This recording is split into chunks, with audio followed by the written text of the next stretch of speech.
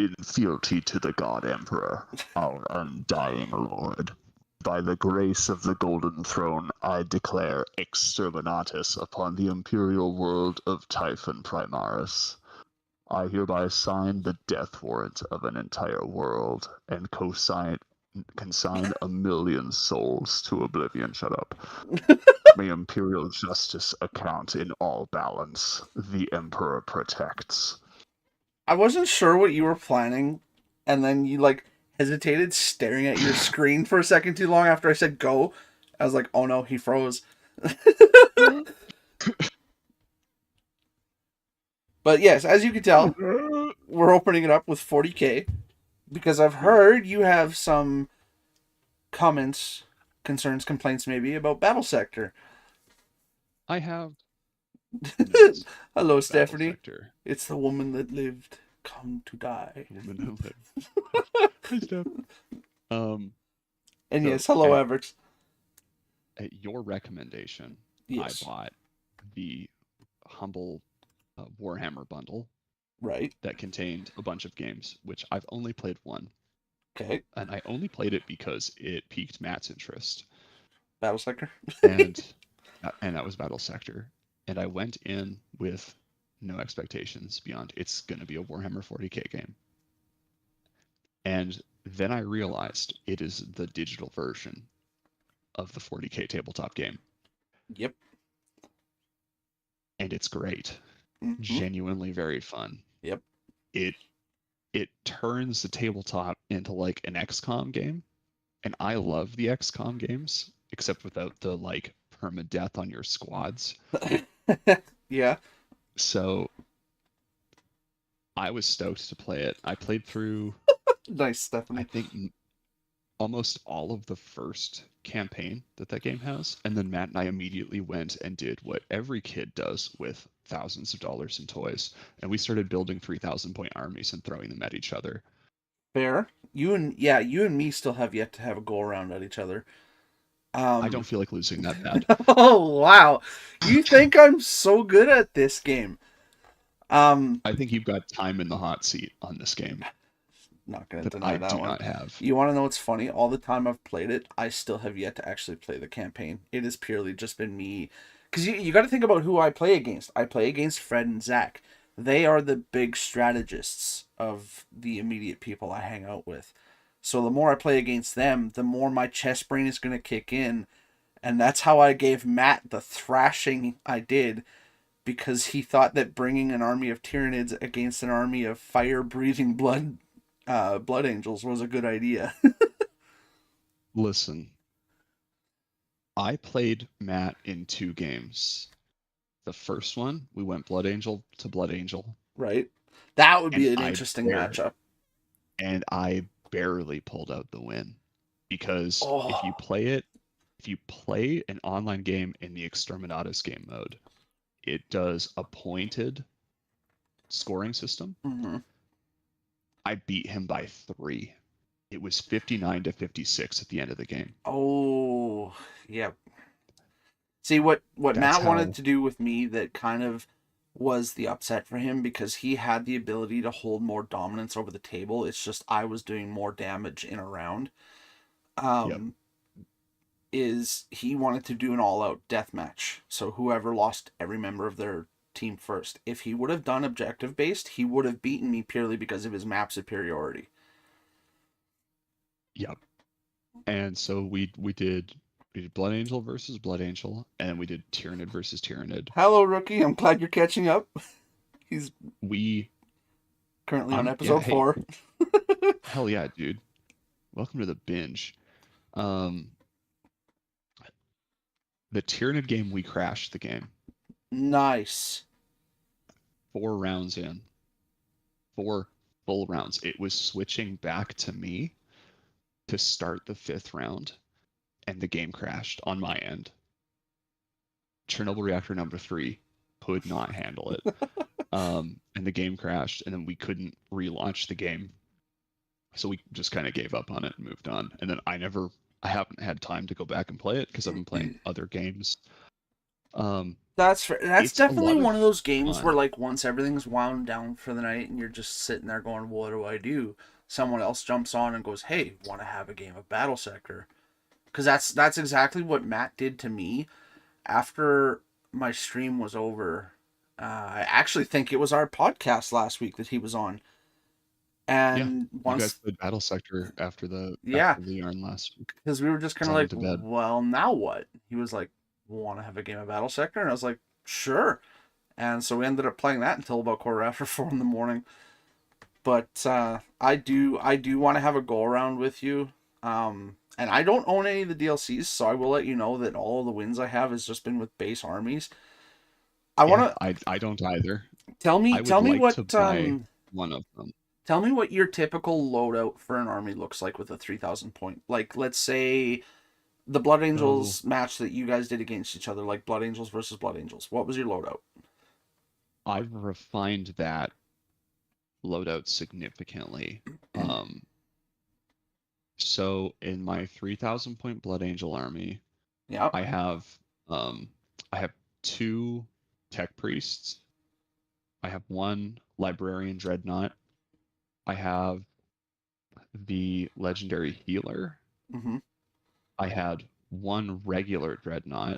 Sorry. Yes, you had a 2 legendary priest with you. or yeah, legendary priest. Yeah.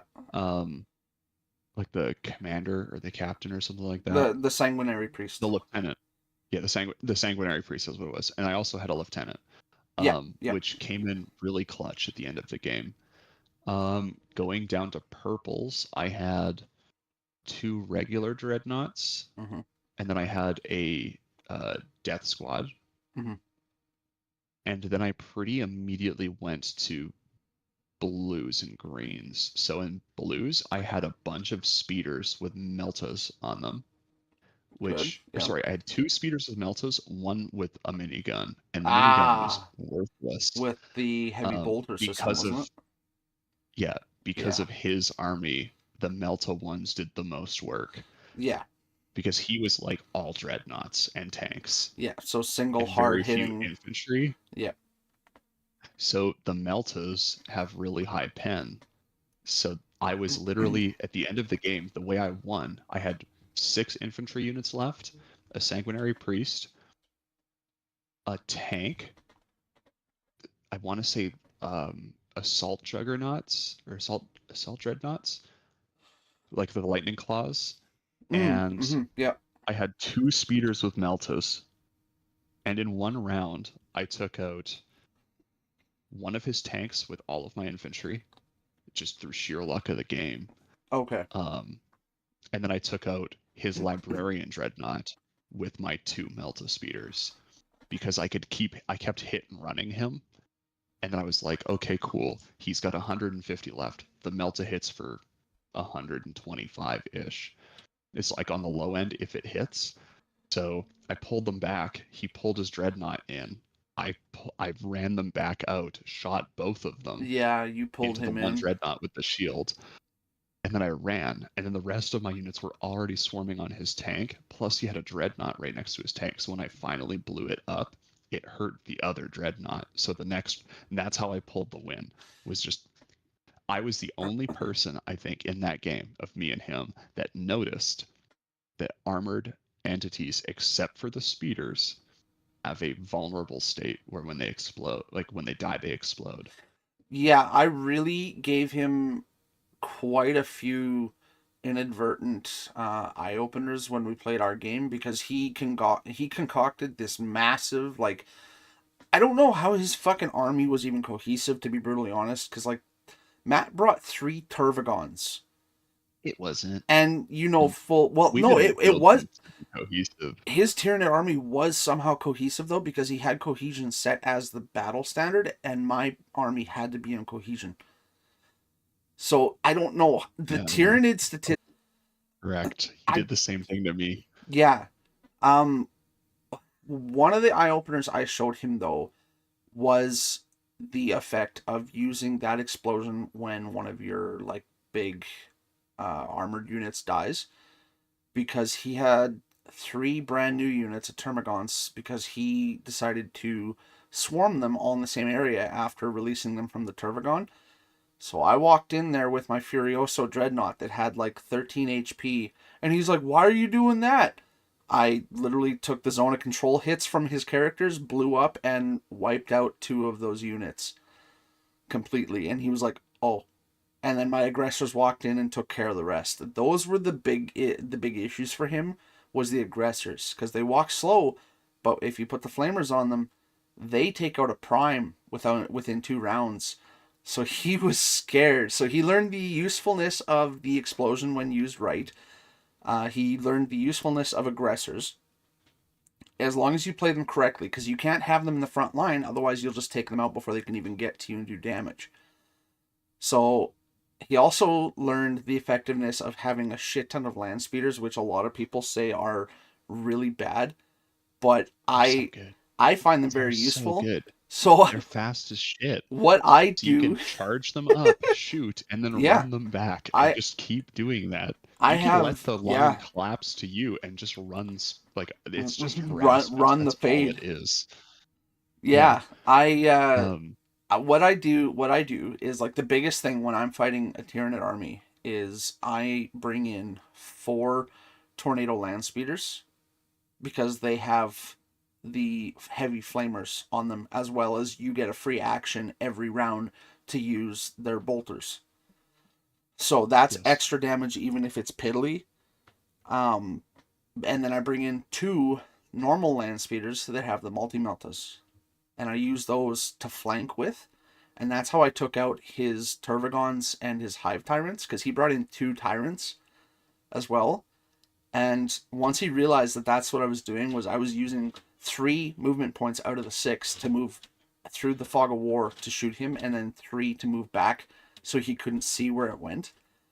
That's when he realized I was using a flanking method, but then I caught him off guard when I drove when I drove both my, because one of my Furiosos hadn't died at this point. I drove from left to right, Furioso Dreadnought, Ball Predator, Furioso Dreadnought, because he played me on the Place of Challenge map, where it's just a flat map and you've got that line of statues that you can hide behind.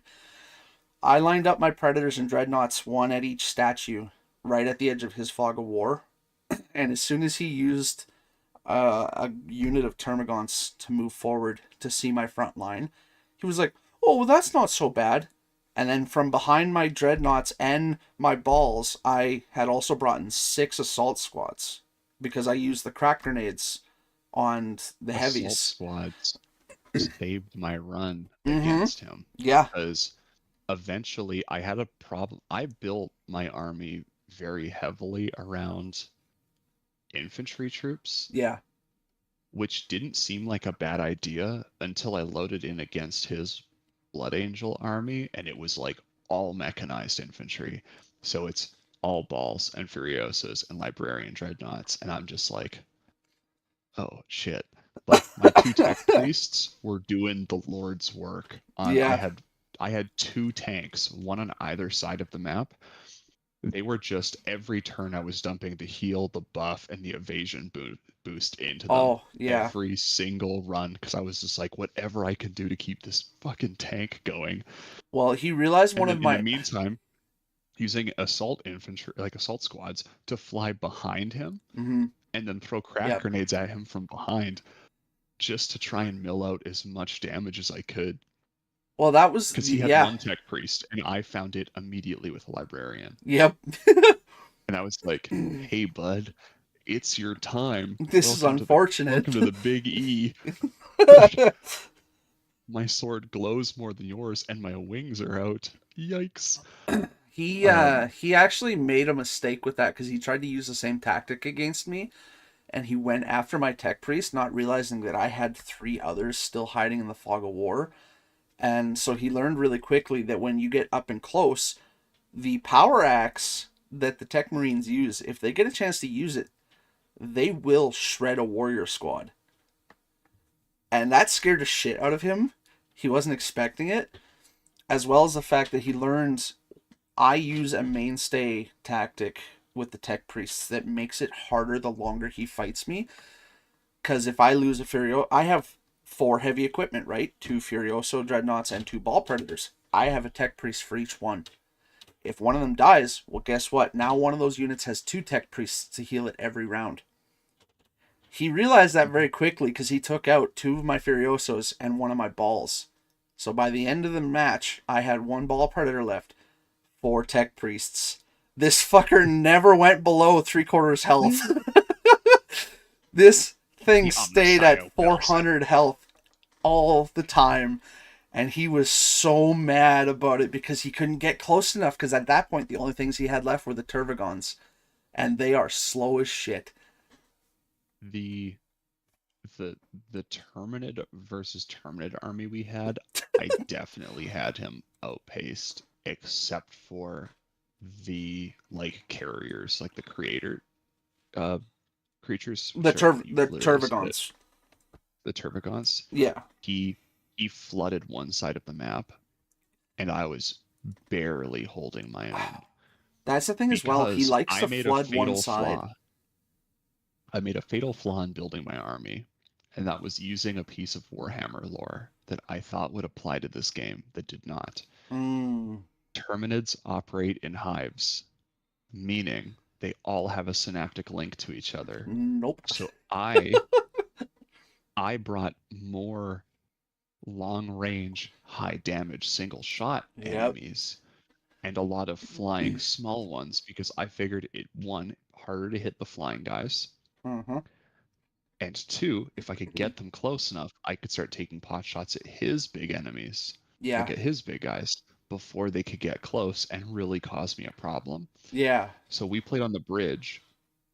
So I put a Hive Tyrant and a bunch of my small, like, You're on right, the ground Stephanie. That is infantry. exactly what I said. And I'm That's sticking what by he it. said. We got it live. It's Cut listen, it, I wrap it, clipped send it. But so I put a Hive Tyrant, a Prime, and a bunch of Termagants Mhm. in the base, like the bottom level of the bridge. Yeah. And then on either side of the top, I had 2 artillery creatures and almost all of my flying creatures. Oh, one side had for the Prime, for and the the other side had 2 Hive artilleries, Guards. for the artillery Yeah. creatures, was it the ones that shoot fire or the bio? Bio. It was the biovores. Because I figured that would be better. Yeah, Biovores, because I was like, that's got to be a higher range. Wrong. Incorrect.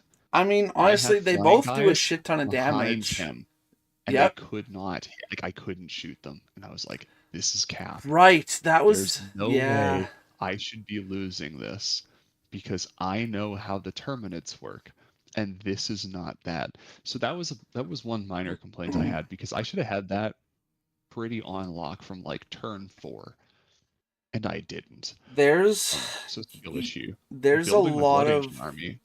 things that are different from the tabletop rule set, and I learned that very quickly playing against Zach's Tyranid army because a lot of the stuff think- that they were doing, he was telling me as he went that they should be able to do that or they shouldn't be able to do this in the tabletop. And so like I learned very quickly the ins and outs of the Tyranid in that one match. And so I kind of felt bad when Matt said he had a custom Tyranid army he wanted to try. I didn't have a custom army set. I literally just took a nothing army and altered it, and I beat him. He brought in 24 units. I brought in 20. So I'm already at a disadvantage, and I left with 11 units still standing. Yeah, it was a bit of a wallop. I learned a lot about how the game favors certain things, and I optimized my Blood Angel army pretty well after, because like I originally built it at 23 units, Yeah. or sorry, 26. When I optimized it, I ended up at 23 because I changed a lot of like your basic Space Marines. You can either use the regular Boltor or the Storm bolter. The Storm Bolter. Yeah. The Storm is superior in every way, and it's worth the 10-point trade.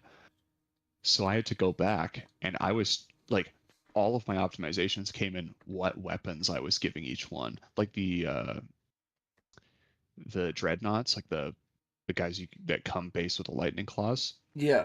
I couldn't figure out why when I was playing the story they had long range weapons. And then the one that like I brought 2 squads of them, neither of them had long range weapons. They both had lightning claws. I couldn't Ah. figure it out. It's because I wasn't paying attention to their weapons when I was picking them. I did start once I got to the higher tier, like higher tier troops, because I was like, okay, well, like bringing dreadnoughts with flamers doesn't seem like a great idea because we're playing blood angel to blood angel on this one, Right. and so that helped. If I was doing Tyranid, I'd have to go back in and retweak the army, which means I could add more troops again, because like with the dreadnoughts going from flamer to bolters is like a 40-50 point swing, like more. So you lose, like I'm at like out of 3,000 points, I'm at like 2980. Like I'm right at the edge. I can't add anything. Hmm. So that was fun. The biggest complaint that I had, and it's just something for me. Like I know that it has like given the setting of the game, it doesn't make any sense. So they have all of these DLC armies for different races. Right. Can I at the very least change the fucking color of the Space Marines and pretend they're a different chapter? Yeah, you mean like Like, from Dawn of War 1? yeah, like I get it. Okay, it's supposed to be the Blood Angel game. I want to play Ultramarines or Salamanders Dude, I would or happily use the Death Blood Watch Angel's abilities, but look like or Grey Carcharodons. Wolves. Yeah, Dude, I just love the let Space me. Sharks. I don't need a $15 DLC for that. Just let me No. change the color Mm-hmm. templates. Like that's all. Like I would pay $5 for the ability to change the color templates of the armies, Yeah. because and it's a weird one because the game almost refuses to acknowledge other chapters exist except for the unit that is the Death Knights, because the Death Knights are Death Watch, Death and it Watch. Yeah. states that Yeah. they're Black Shield Death Watch, and you can only have, I think it's like 2 units of them in a cohesive army, and they're really good compared to your other like ground-based soldiers, Yeah. Well, that but also they're also a reminds me. purple tier unit. Yeah, that's fair. That also Let, reminds me. let You me you build a whole say army of Death Watch you because say it would that, make sense. but the Death Watch assault companies from the base army, useless as fucking piss. Honestly, I can't tell what's worse, them or the intercessors. Like, Intercessors are all right. they're I fucking had good luck with them. useless. They have No, they're not. nothing for Cap. defense, low pen, and they take one Okay. slap and they're down. Okay. You know what's more useless than that? Hmm. Any unit that defaults the pistol. Like Oh, almost fuck. all of the really higher ranking Yeah. enemies, their default primary is the pistol. Uh-huh. Fucking Like, okay, yeah, stop like that. the sanguinary priest. Yeah, the Sanguinary Like, Priest, the you Lieutenant, are a high-ranking the support character. Why the fuck do you have a close-range pistol and a power sword? yeah. Also, if you're expecting me to believe that this is a like a simulation of the tabletop, where are my long-ranged fighters? Yeah, Like something else. there They are also Space really, Marines that use snipers. That yeah, they exist. yeah. Like Well, there's that. That's been one of the long-standing complaints with Battle Sector right from the base game, is that there's been a lot of transgressions in comparison to the tabletop that it was based off of, because they have, for instance, the Sisters of Battle. Okay, mhm. they have flame weapons as well. Me and Fred did a round where I played the Blood Angels against the Sisters of Battle. The Tyranids' flame artillery, pyrovores, can do a shit ton Yeah. of damage to Blood Angels' heavy art like armor, like Balls and Furioso dreadnoughts. The Sisters of Battle's flamers cannot. he had an incinerator, which is their tank that purely does fire damage, and a basically the Sisters of Battle's version of a assault squad with heavy flamers. They were not doing any damage to my Predator tank. And that confused the fuck out of me and Fred, because this was going into it knowing that Tyranids flames do damage to that armor, so why aren't the Sisters of Battle's flames? So that confused us, Yeah. and was like, that don't add up. You know, because like So- it would make sense if, since the Sisters of Battle's flames don't do damage to, you know, however thick that fucking armor is on the ball predators, if the Tyranids flames didn't do damage either, because the armor hasn't changed any thickness, right? But why is the Tyranids doing damage, especially as much damage as it does, and then the Sisters of Battles just don't get anything? That was one of my complaints. There's no ranged alternative. Like, range doesn't exist. So you have artillery creatures. You can't shoot distance. There is no sniper. Yeah. You know what? The most range you can get with a high hit rate is actually the speeder with the Meltas. Yeah. And like, it's ridiculous that that's the only option. Well, did you also notice it with And then those like the weird lack of factions to just milk you for them later. So yeah. So I have the Steam page up, which you can probably see. I could turn my blur background off. I'm the only one in the office today. Right. But like, so you get the base game. Uh-huh. The two army types the base game allots you are Tyranids and Blood Angels. Both default basic. Yeah. Those are, and so you don't get the elites for either army Nope. unless you buy them in DLC, Hello, Dad. which is fucked. Yep. Because Oh my that's, yeah, for the Blood Angels. I don't know about the Tyranids, but I know for the Blood Angels, just one of the many is like the Sanguinary Elites. Yeah. And then, like, let's say you want to reskin the Blood Angels. The only real option the game gives you for that is the Daemons of Khorne, Right. because they're chaos. Yeah, that's armies right. And demons. Yep. So that's $8. Okay. Like, you know, I want to play a different flavor of like, Blood Angels. I want to play Corrupted Space Marine, so I'll play the Blood Angel chapter or sub chapter that defected. Right.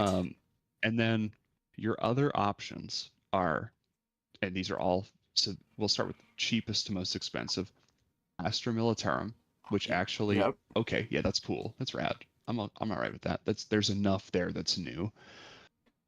Tau. Yep. And then in the next price range above that, you have Orcs, Necrons, and Sisters of Battle. Well, and don't they also have Guardsmen now? That's Astra Militarum. Oh, right. Sorry. Yes, you did say that. And then if you want the Sisters of Battle, like, specialty creatures, or units, you have to buy the campaign called Deeds of the Fallen, which does not come with the Sisters of Battle army set. No, me and Fred were kind of bitching about that when we were, because the person I've played the most against at this point is Fred. Probably Fred. Yeah, because we've played a few basic games against each other, like when the game first came out a long time ago. Because he was the one that originally showed me the game, and then wasn't hugely into it, and then it got taken off of Game Pass, and just kind of never thought about it after that. Then I got it gifted to me, a year and a half ago now, and realized, hey, I actually really like turn-based combat games. And so me and Fred have played a bunch of just basic Blood Angels against each other. I played one match as the Tyranids a long time ago, didn't do so well, but I have a better understanding of them now, so I feel like it'd be different. But I've played against his Necron, the Tau, Sisters of Battle, and he does want to have a round against me as the Astra Militarum, but I don't know if he's picked it up yet or not. So that will be coming eventually. But then yeah, I've played one round against Zach with very skewed Tyranids, and then Matt with very skewed Tyranids. So I played a shit ton of played against a shit ton of Tyranids. So I mean, it's kind of to be expected that Matt was going into this on a loss already before we had even begun. But because like yeah, that would be one of the hardest armies to fight when you've played so much of it, is going in and being like, okay, you are now fighting yourself. Blood Angels versus Blood Angels, go. And it is legitimately difficult Yeah, because because you that have to means be the person you're you playing have to against. learn every mechanic of the game. Yeah. So Well, like that was his first game, oh no. and it was like my fourth. But Yeah. that's because I had played the campaign as Blood Angels. So I Yeah. got the upfront, this is how the units work, Yeah, you and this is got how the turns work. the pretty good gist of it. So, I mean, it's like all in all, the game is very fun. I enjoy it. It plays very well. It's decently well balanced. It makes sense. It was made by Slytherin, who Yeah. are known to make extremely good turn-based strategy games. Yeah, well, Um, honestly, and what and really like turned me 4X strategy towards, games. yeah, yeah, because I've Like actually, they now that made you mention, Gladius. I was just gonna say, now that you mention it, I have been playing a little bit of Gladius with Fred and Zach. Um, Zach wanted to have a Um, go as the tech, the like tech priests and stuff like that, the Order of the and Tech, and they just make really good strategy games, they like do, across the board. they do. I'm not Um, usually a fan of 4X and like grand strategy, but I was really able to settle into Gladius quite comfortably, especially given that I'm playing the Necrons and we're playing. So it's me, Fred, Zach, and two other NPCs armies, and I have about a 30% control of the map. Like every time we do a yeah. turn, Zach is just like dead set that I am taking over and it's done. There's no point in continue playing. And I kind of chuckle a little bit inside because it's like, this is my first Gladius game and this is going quite pleasingly. but So but no, I that really was do that was I my do time with. enjoy Battle Sector. I agree with what you said about the reskinning thing. They need to offer up more options because it definitely makes it feel kind Just of one-sided and limited. just let people do what they want. Well, and it's just I think colors. Dawn of Like, War does that really well, yeah, it's but just Dawn of War is colors. very old, Dawn of so War it's is very harder to play old. now. It is. Um, That's why I didn't try to stream it at all when I played it, is because it's too old and you can't even tab out of the game. So that was kind of I annoying. am I am looking forward to playing some of the other 40k games that I picked up, specifically Mechanicus, which is just XCOM in 40k. Fair. I've got Um, 18 Warhammer games. Which ones you got? Because there's probably a few we could play um, together. I've got Inquisitor Martyr, Yep, I've got that one too. DACA Squadron, which Matt was playing. Um, Um, I've got the original Space Marine, yep. Mechanicus, Chaos Bane, or Ooh, that's original Warhammer, and Battle Sector. Like, I don't actually own that many 40k games, fair. but I do own Dawn of War 1 and 2 and Eternal Crusade. Um, I actually don't know if and I, I are you, know wait, Eternal Crusade or Dark Crusade? I've just lost it in my library. Please stand by. Eternal Crusade, Okay, which okay. is very old. I would not I do even not attempt have to play that one. this. Honestly, I think a fun Um, one you would enjoy is Necromunda Hired Gun. I have heard this. It is known to me. I don't see. I'm not big enough into Warhammer to want to go out and buy the games unless I can get them at like a steep discount. So like, Fair enough. especially because I know how Games Workshop is. Like, Yeah. I don't have money to throw at that. Not like Mass Effect multiplayer, but Yeah. Fair. um, but like I got the Dawn of War games in a humble bundle. Um, with Eternal Crusade forever ago. Yeah. I picked up Darktide because a bunch of my friends were playing it. I picked up Space Marine 2 because I You wanted to play it, finally and have Darktide. Okay. I've had Darktide forever. What? Steam doesn't tell you when you bought games anymore, but it We used to. I know I've we I've still owned it have for we still years, haven't played Darktide together. which is We weird haven't because I played honestly Space thought Marine we 2 had. either. Yes, we have. Did we? Yep, we played the Operations when the game first came out. I don't think we've ever played it on stream together. No, that's right. Cause I see. I Um, remember us having a few conversations about it, but I, yeah, I honestly don't remember playing the Operations. you know what bothers me the most about Space Marines 2? This is a weird one. Huh? Chapter packs, a Yeah. fine concept. Don't make me grind to unlock it. See, I, Give me the stuff. Just I'm paying you for the stuff. I paid for the Space Wolves and the Salamanders and the Raven Guard and like the Ultramarines cosmetic pack. Like I have a lot of the chapter packs. Just give me the cosmetics for the chapters. It grants no advantage to me to have the cosmetics. Why can I not just use them? That yeah, bothers me a lot. that's fair. Like if they were gonna have you do that and like unlock the upgraded or like not upgraded but the Yeah. better looking shield in 17 operation missions, give it like a even a 10 or 15% boost to defense. Give it a Yeah, modifier that makes it worth it. But even I still, I don't I don't really. I don't even care about that. I just You just want it. listen. I've played a lot of Warframe.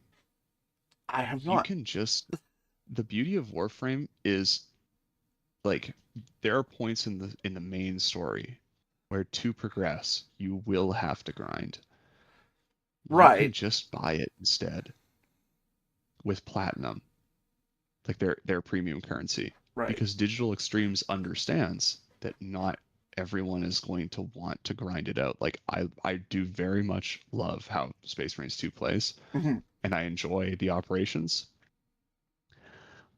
There's a glass ceiling on the difficulty for me, and it's not very high. It's like the third one.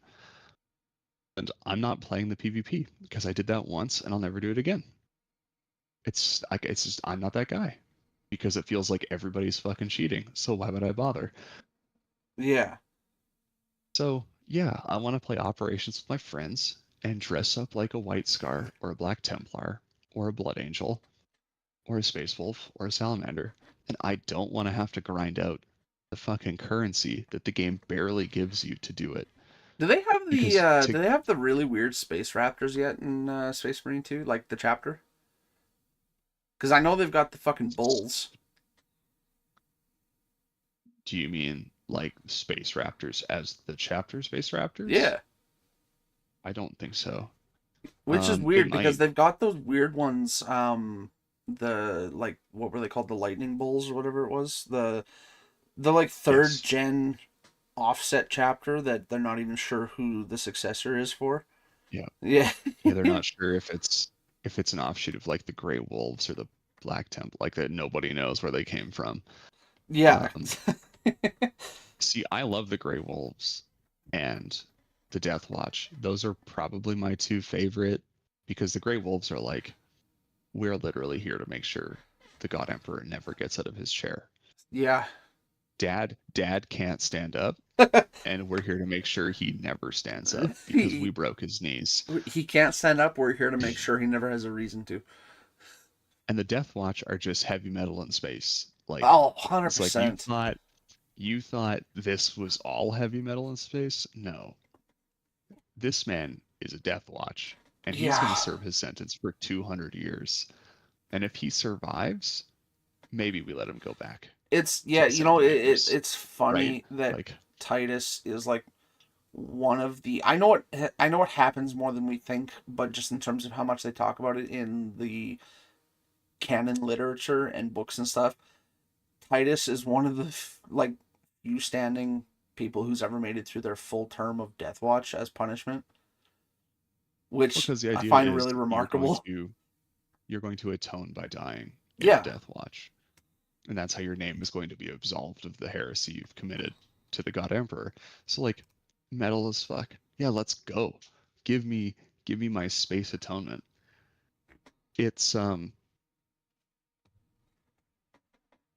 It's really good. I can't remember where I was going with this. I completely lost my train of thought. I can see that because I literally Um, see you like mouth hanging open, slack jawed. Fuck. yeah, you could hear the dial-up sounds if you listen really close too. Um, Yeah, that sounds about right. it's yeah. Anyways, Warhammer 40k slaps. Yeah, honestly, in more way than one, and I really should sit down and play It the it slaps campaign. with Thunderhammers. Yeah, it does. Thunderhammers are a bitch. The I campaign for really Battle Sector is cool if you want to play it. You can pick a campaign to go through. There's only I think there is a few that are locked because like you have to own the faction for them, but most right. of them, Hence, like like the the Battle Sisters of Sisters Battle. one, Yeah. um, but it's cool in the way that like I started with the Blood Angels one, Hmm. and as you progress missions, it gives you points you can use to give your units more abilities, whether that be passives or actives. Hmm. And then you also have to build your mission loadout to a point total, and you unlock units as you go. So you Yeah. have to, so it starts and you have a 300 point army. So you're just running intercessors and assault infantry. Yeah, literally like a And then it's handful of like, intercessors. yeah, here's 500 points and the assault, like the actual assault infantry, um, like the assault squads with the jump packs.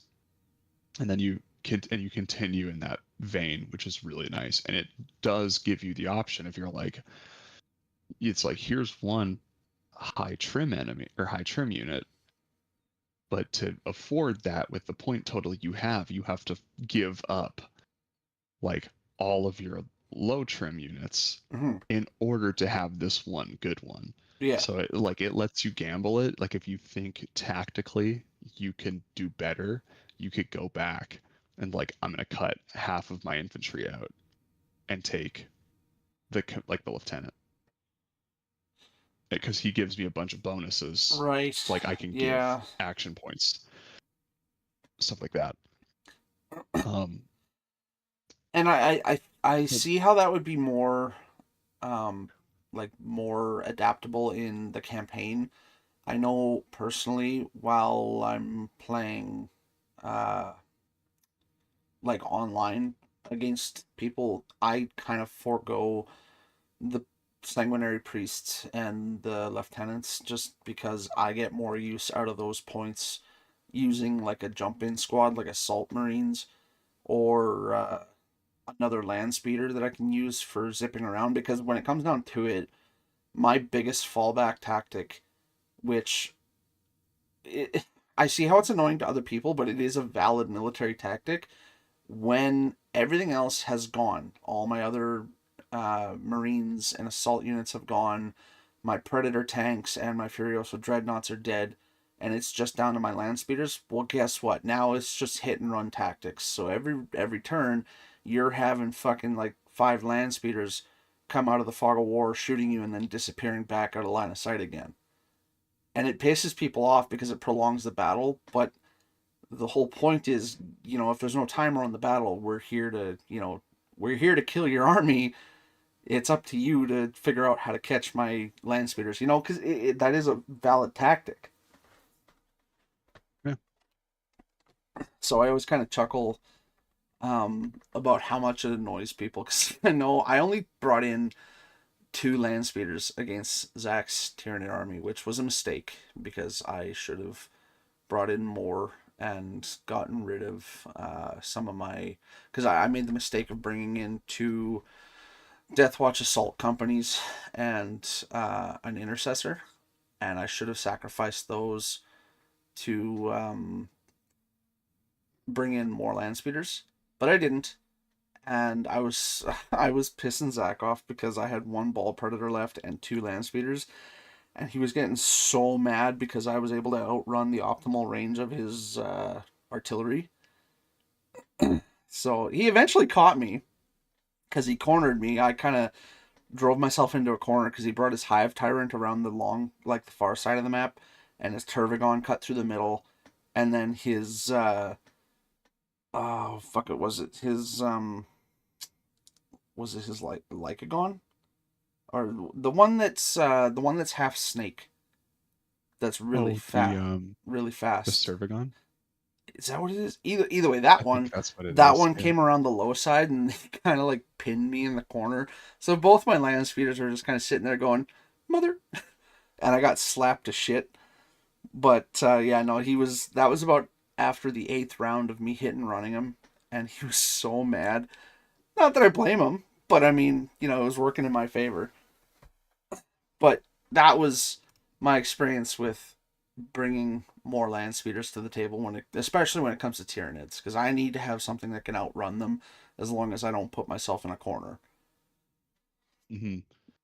That does become the issue, is if you get outmaneuvered, because then you're actually cooked. The game I played against Matt was nice because we played on one of the more open maps with a bunch of buildings in the middle of it. The map Mm, itself was very small. yeah. So we both had kind of the same thought, which was, well, we'll push around.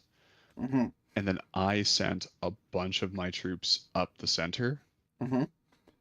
Problem was, none of my troops that went up the center could do enough damage to his like his heavies to matter. Ah.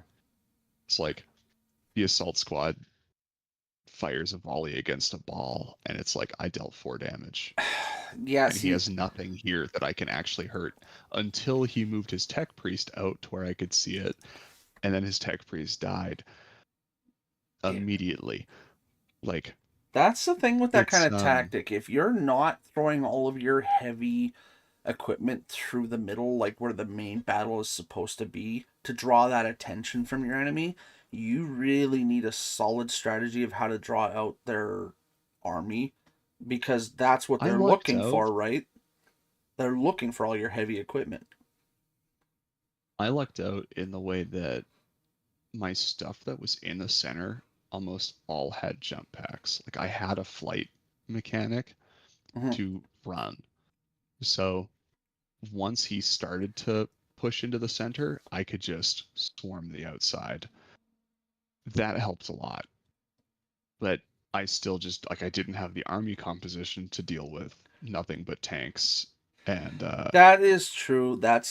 and dreadnoughts. That's kind So like I of kind of gooned myself on that one. well, and that's the downside of not knowing what your enemy's bringing, right? Yeah, you take a gamble on I it. kind of got into Matt's mind a little bit when we played our game because um he he told me what he was bringing, like literally unit for unit, and I was like, okay, this is a weird tactic. So I was like, you know what? I'll see how hard you're laughing, knowing the fact that you're thinking about it, going, how the fuck did he do that?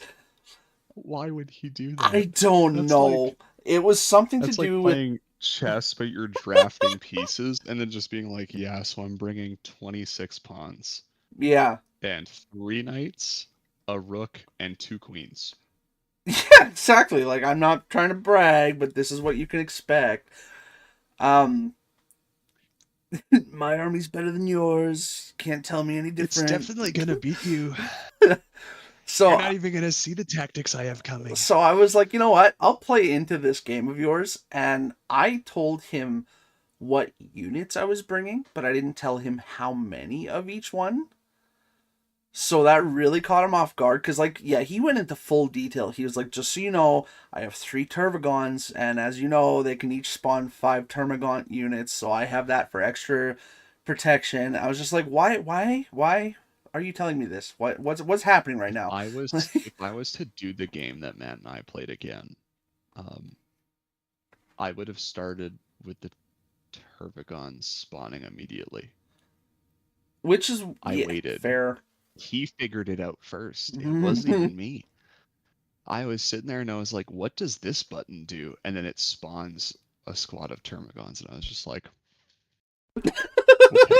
Like, Can we meanwhile, agree that the he's got sound they make 3 when in they his spawn back them is line. disgusting? It's, yeah, that shit. No. Like, I don't want to hear squelching every time a new unit of Termagants comes out of that fucker's mouth. Like, Mhm. it's just nasty. Not ideal. No. So that, like, he already had 2 of them cranking out units, and then he had one that he had pushed up on the one side with all of his ground troops. This is literally was doing the sounding like a same thing. redo of our match. Like, did he literally just take his strategy for your match and cut and paste it? Like, everything... To be fair, we never finished our match. Fair, so he He- probably wanted to see how that strategy would play out. At round 4, he was up on me by 10, and I was out of avenues to mitigate the loss Fuck. because he'd taken out 2 primes, See, and now... I had a hive tyrant. I had 2 hive tyrants that I was literally just using to hit and run him Oh, no. because I couldn't do anything else. Now that point score in our game makes me seem so much more like a dick, because you said by round 4 you were up by, what was it, 10 points on him? 11, Yeah, roughly? By yeah. round 4 in our game, it was 36-0 for me. I had almost wiped out half his army. Oh, man, that makes me seem like such a dick now. Oh, how did... Yeah. God, he was such a Well, good 'cause, like, sport we were about both it, just too. trying to figure out how. That's impressive. We were both just trying to figure out how to build the armies. Like, neither of us are big Warhammer fans. Fair. Warhammer was never something we were around. That's fair. So And I mean, me too. I was late it's- to the game. The only reason I know about it is because Fred, a couple years ago, shoved the Baneblade and Shadow Sword books in front of me, which is the 2 books about that tank crew. And I read them and actually really enjoyed them. And I was like, "You got any more?" And he started shoving Space Marine books at me. He was like, "Fuck yeah!" So it's a good series. I just, like, there's just a lot there, and I spec'd my nerd points into other skill trees like Star Wars. ditto. I feel that. Star Wars, little bit of Star Trek, not a lot, but that's only because I had a family member that was interested in it. Honestly, for me, I spec'd all of my shit into Assassin's Creed. Like, major Assassin's Creed nerd. Like, I shit you not, you know I'm what? staring at a pirate flask right now that has the Assassin's Creed Black Flag insignia engraved on it. Oh yeah. Yeah, like, major Assassin's Creed guy.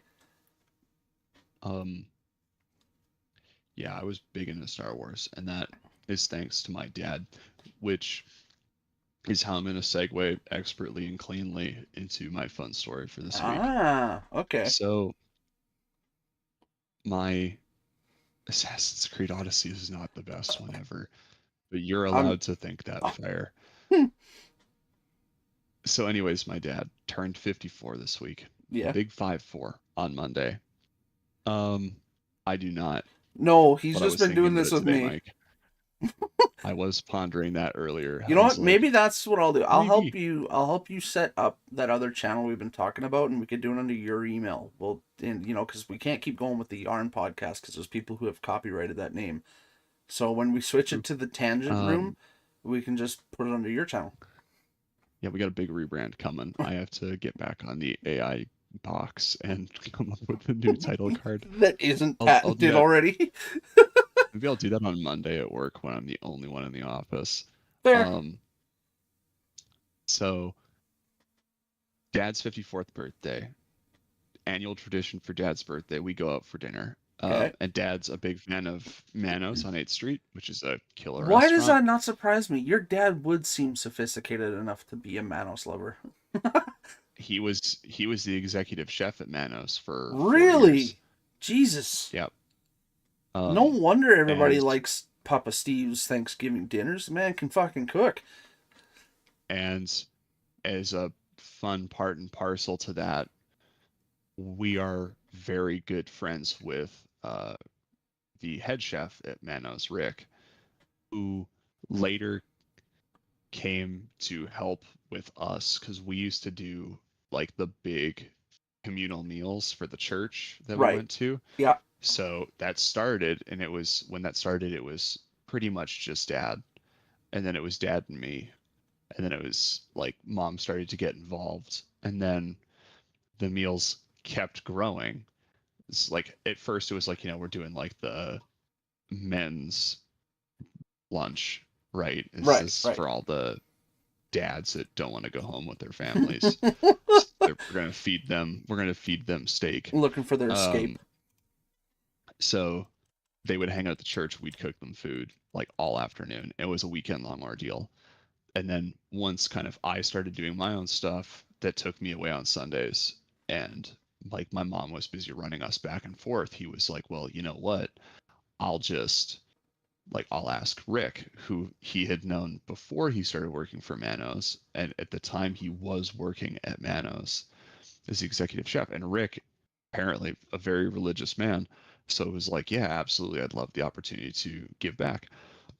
Um, and like most religions do, they just kind of like took him for everything he was worth until he decided, like a decade later, he didn't want to do that anymore. Um, but so we have a very good relationship with the owners and the kitchen staff at Manos, and they treat us very well there.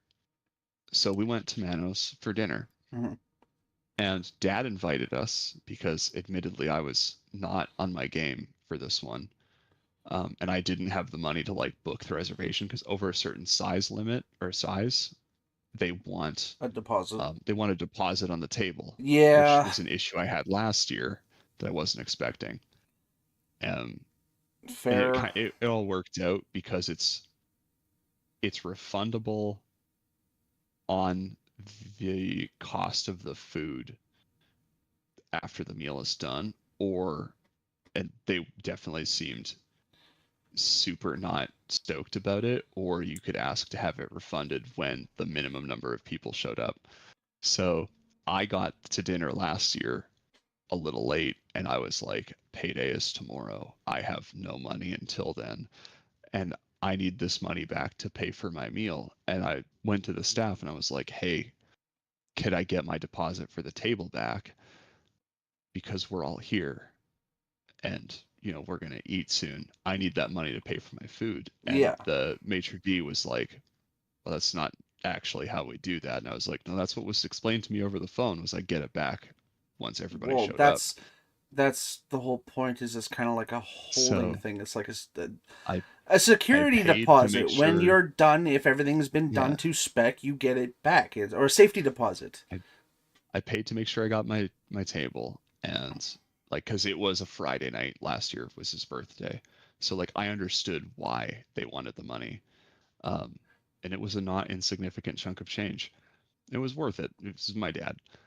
Yeah. Um, but this year he invited us all for dinner to Manos, and we all met him at 7 o'clock at Manos on Monday for dinner. Right. And so we're having a good time. And I knew going in, I was like, listen, I don't have a ton of money, but I can buy dad's dinner for sure.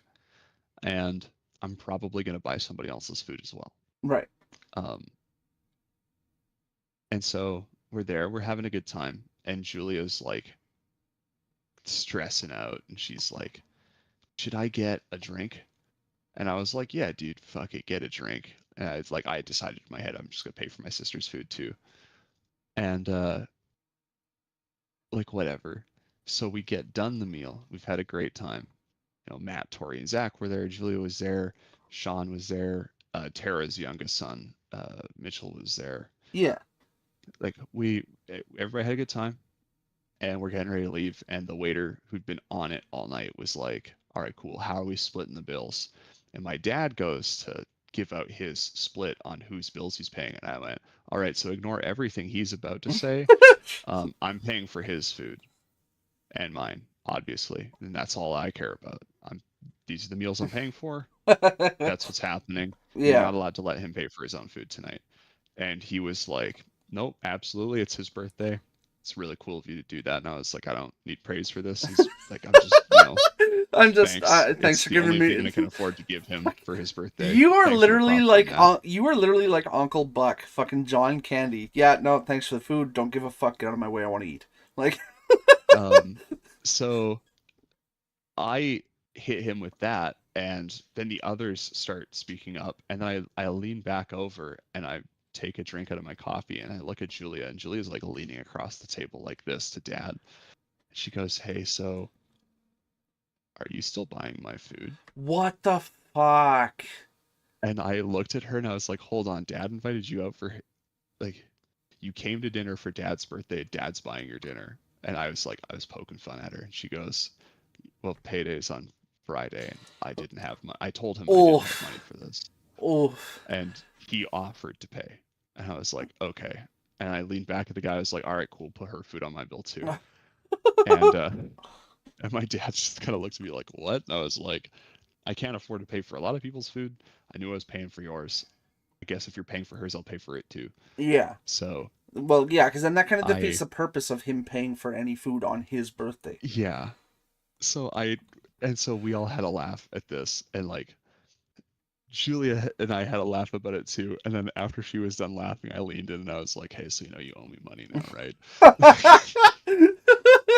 She was just like, "What?" And I was like, "Yeah, dude, you're an adult. You work a full-time job. You can pay for your own food. I'll cover you. That's not a problem." Um, Fucking Christ. Mike, That you're absolutely right. I have bought my father food on a couple of occasions, and it's always a nice feeling. Um, just to try and do something for the man that doesn't have a ton. I, I Um, I feel really targeted by that. I should say to your my dad's the one that commented to it. I'm just my own acknowledging his statement and agreeing with to my him. own defense, on my 27 years of life on this earth, there has never been a time, whether he can afford it or not, where if we go out for dinner, this man isn't the first one to race to the front to pay for everybody's meal. And I swear to God, he's like a fucking. Have you ever seen those Chinese families fight over who's going to pay for the meal first when they go out for dinner? Yeah, me That is. or your dad? No, just in general. Have you ever seen those people at a restaurant? Because like that's a big thing Oh yeah. for Oh, for I've that seen it. culture My is. grandpa's the same way. Yeah, that is what Dad is like. So You that know how pissed he feels like an was attack, but when at the same time doesn't, because I have never been able to pay for a dinner for him, because as soon as I even mention getting up to go to the washroom, he's like, "Oh, here, take my card and pay." It's like, well, no, that wasn't the point of it. Kate, you're missing the point. So what you've just told me is there is a service disconnect, and he hands you his card and says, "Just go pay." There has been a few And times where I you have want swapped to out my buy. card Yeah, because he see, doesn't that's come what up you with me, do. but he started coming up with me. I think at some point he figured it out. Cause like, okay, last weekend, yeah, we went to Firehouse Subs. First of all, Mhm. 10 out of 10 fucking sub place. Honestly, it's the Yeah, same price as great. Subway, and you get a way better meal out of it. So I think I'm just gonna be going there from now on. Anyways, we go there I'm glad under the the prices have come down yeah. Well, because I mean, think about it. because they were pretty high when they opened. They were. I will agree with you. I went like the week they opened on Circle and Faithful, and And I was wasn't it just like like, $32 a sub or something like that? yeah, I think my Yeah. meal cost me $35. Yeah. It was a So sub the with a cookie and a drink, the and I was just like, I the could have got this at Subway for 15. What the fuck? the prices now, Subway 12-inch meatball sub, which is one of my favorite subs, is about $16 now. And it's not even a Yeah, true 12-inch sub anymore, and they put so little for shit in there that you leave still feeling hungry and you feel gypped. Firehouse Subs gives you like a fucking 15-inch sub that is massive in size. The same meatball sub is $18. And it's like, yeah, you know what? I'd rather just pay the extra $3 to get a real sub that's gonna fill me up, you know, for how much I go there. But yeah, anyways, we went there on the weekend because the premise was he was in for some appointments and he wanted to take Tegan to get some food because he doesn't get to see her very often. So we went. I take out my card, standing there at the till to pay. I was sure he was sitting down at the table behind me. I tell him what I want, and all of a sudden he walks by and taps the machine. And I was just like, what? Like, and the guy at the cashier looked at me super fucking confused as well. So I had to tell him that I did know him. That was my dad. We're sitting there eating, and I go, right, okay, now we're getting ready to go. I'm going to go order Hope's food because I'm taking her home food. Standing there ready to pay. This motherfucker walks by and taps the machine again. At what point am I supposed to be able to pay for anything when he keeps doing that shit? Kind of takes it away from me, you know? It takes the thrill of, I'm an adult, I can use my adult money. My favorite, I've seen that scene. Scenes like these are unfolding across the galaxy.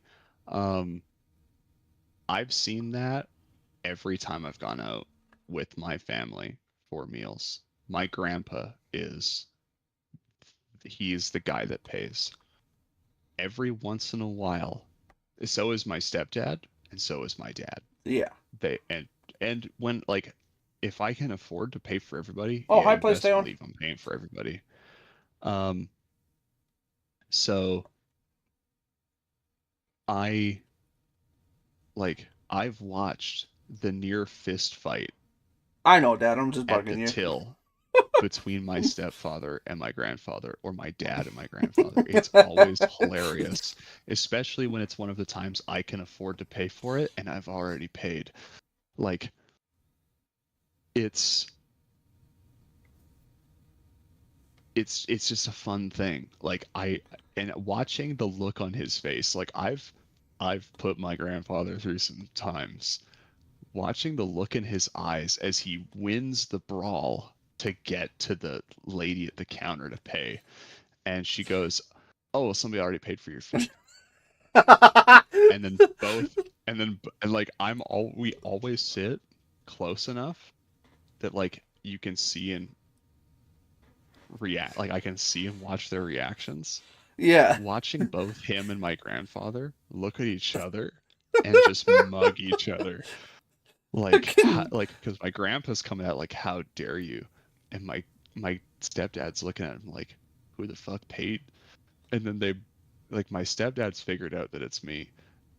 Watching them look back at me, and I've got like a beer in my hand and I'm waving at them. Like getting ready to run. Always.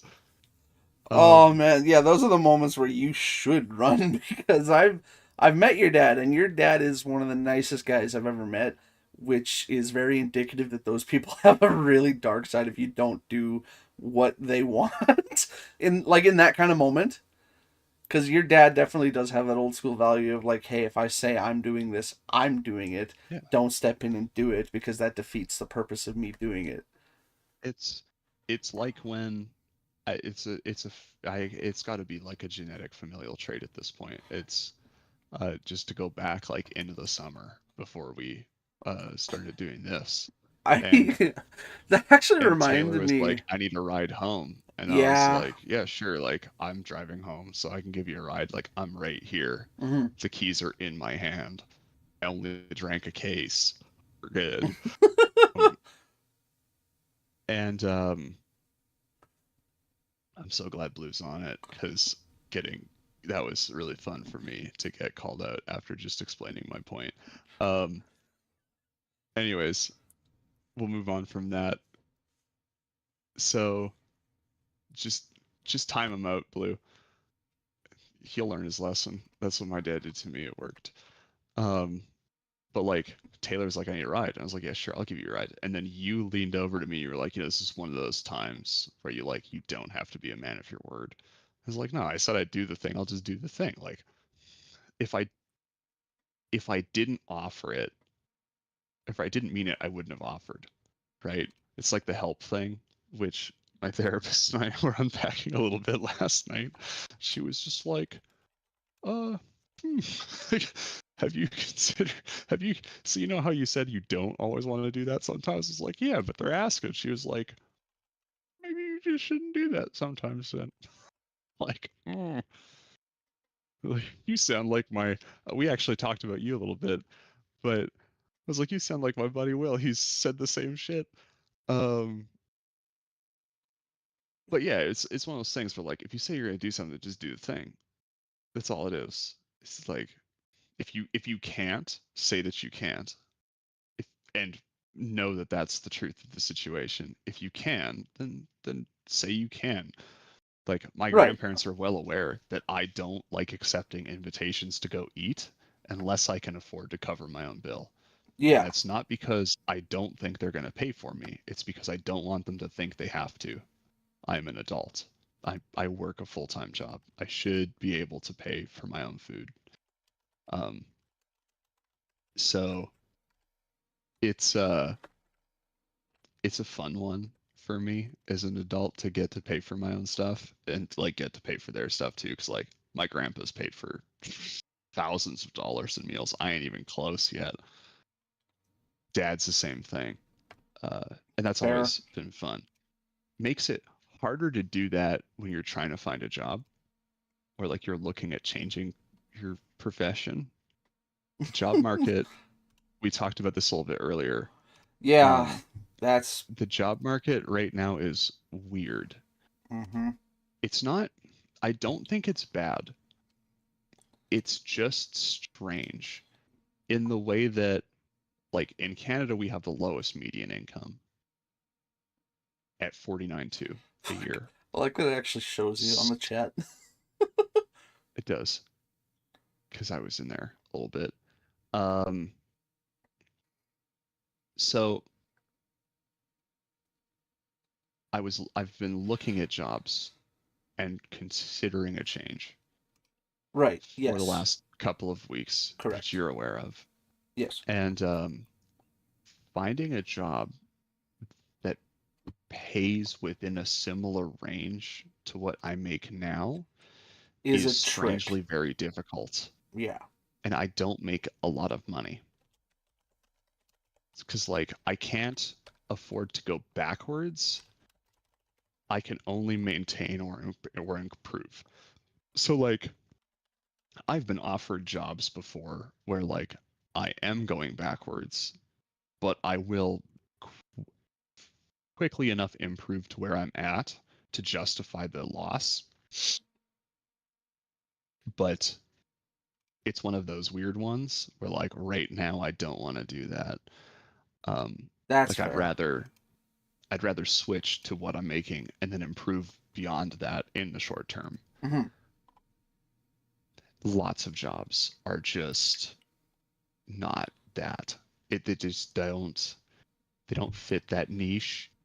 They're all asking for very specialized sets of skills Yeah. and then not offering an income equivalent, or the weirdest one for me, and this is like, as an employer, as someone who has employed, I don't necessarily understand the logic on this, not disclosing what the wage will be. So you put out a job for a management level position, for example, which is pretty close to what I do now, and no income. Yeah. And from a corporate standpoint, they do that because they don't want you to take the job because the money's good. But here's the thing, nobody's going to take the job if the money's bad. You're just going to get laughed at in interviews, because I've been there and I've Yeah. done that. Mm-hmm. And I've been both laughed at and laughed at them Right. in the same instance. Like, Right. so you're telling me you want me to do this extremely intensive job that's going to occupy all of my time to learn for the next 3 months to hopefully stick it through my probation Right. And for minimum for wage. for like, yeah, for 17.50 an hour. Yeah. I can't do that. Like, Yeah. there's no benchmarking system. No. Like, everybody, the benchmark is minimum wage. So it's Which is strange. kind of a shitty thing to have a benchmark for. Well, like, if minimum wage was a livable wage, then that's fine. Like, if everybody, yeah, Thank you, Blue. it's like, Mike, you get it. Thank you, Blue. Um, my favorite tool to swing when I was Special Hugs moderator was the banhammer. I was good at it. Um, You could love tap them, or you can like drive them 300 yards. It's a multi-purpose leverage device. Like Christ. like companies don't like disclosing what the wage is. It's like, listen, I could hate working for you. For the right amount of money, I will do the job extremely well. Yeah, exactly. I like, it doesn't matter. You can forgive a lot. I mean, at least for a little bit, for the right amount of money. Like that's kind of where I'm starting to hit. Is it like I can Yeah. forgive a lot, but every time I'm like, like more money would be cool. I'm being greeted with well, this is just what we've got right now. See, and I Or hit that you point. just got a raise.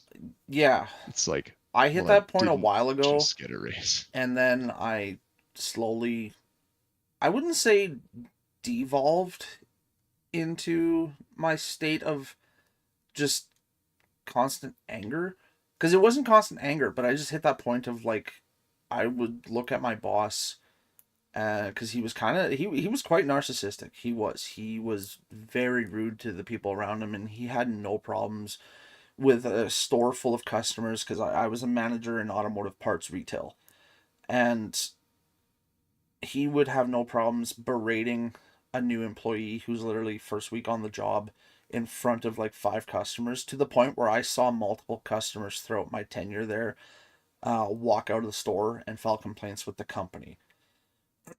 I got to the point myself where I just started looking at him and saying, look, I don't care how much you pay me, it is not worth my self-respect and my pride. Yeah, You're just not going to bully me. That's not going to happen. And he hated there's that I lived by that motto so much, because I enjoyed working there. I enjoyed the customers. I enjoyed the people I worked with. It was just him that was the problem. And he knew it too. And part of the reason why he was so miserable is because he wasn't at the store he wanted to be, because there's 3 part sources in Saskatoon. He wanted to be at the 8th Street one, where he started his career with Part Source like 15 years prior. So, I get it. You're not at the store you want to be, but you're a store manager. I'm one of your right-hand managers. Don't go around treating people like shit just because your life is unhappy, you know? And don't expect the kid that you're literally paying $13 an hour to learn how to do the shit that managers are doing for over $20 an hour to be doing a great job, especially when they're still going to high school. So they really don't have a great grasp on what a work ethic is. well, and like lots of the times, especially with minimum wage workers, it's hard to um you can't, if they're already doing other things because that is what life dictates they should do, you can't expect a full level of commitment. Um, yeah, that sounds like trucking, Mike.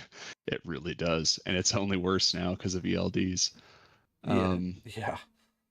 Now that you're capped on your daily, that is rough. Um, but like a high school student's a prime example. A high school student is working to make extra money while they go to, like, just Yeah. spending money while they go to school. Yeah. Like a kid like Fire, right? Yeah. He just went off about like, buying my dad food, and it's Well, like I'd also like to like draw like attention to the fact like that we don't understand what that feels like. he's not in high school. He's not 14. When he started joining our channel over a year ago, he was 10. So I would say he's about 11 now. He's not in high school. Well, yeah, but like even that, so like he's a young kid. Like that comes with time, Yeah, right?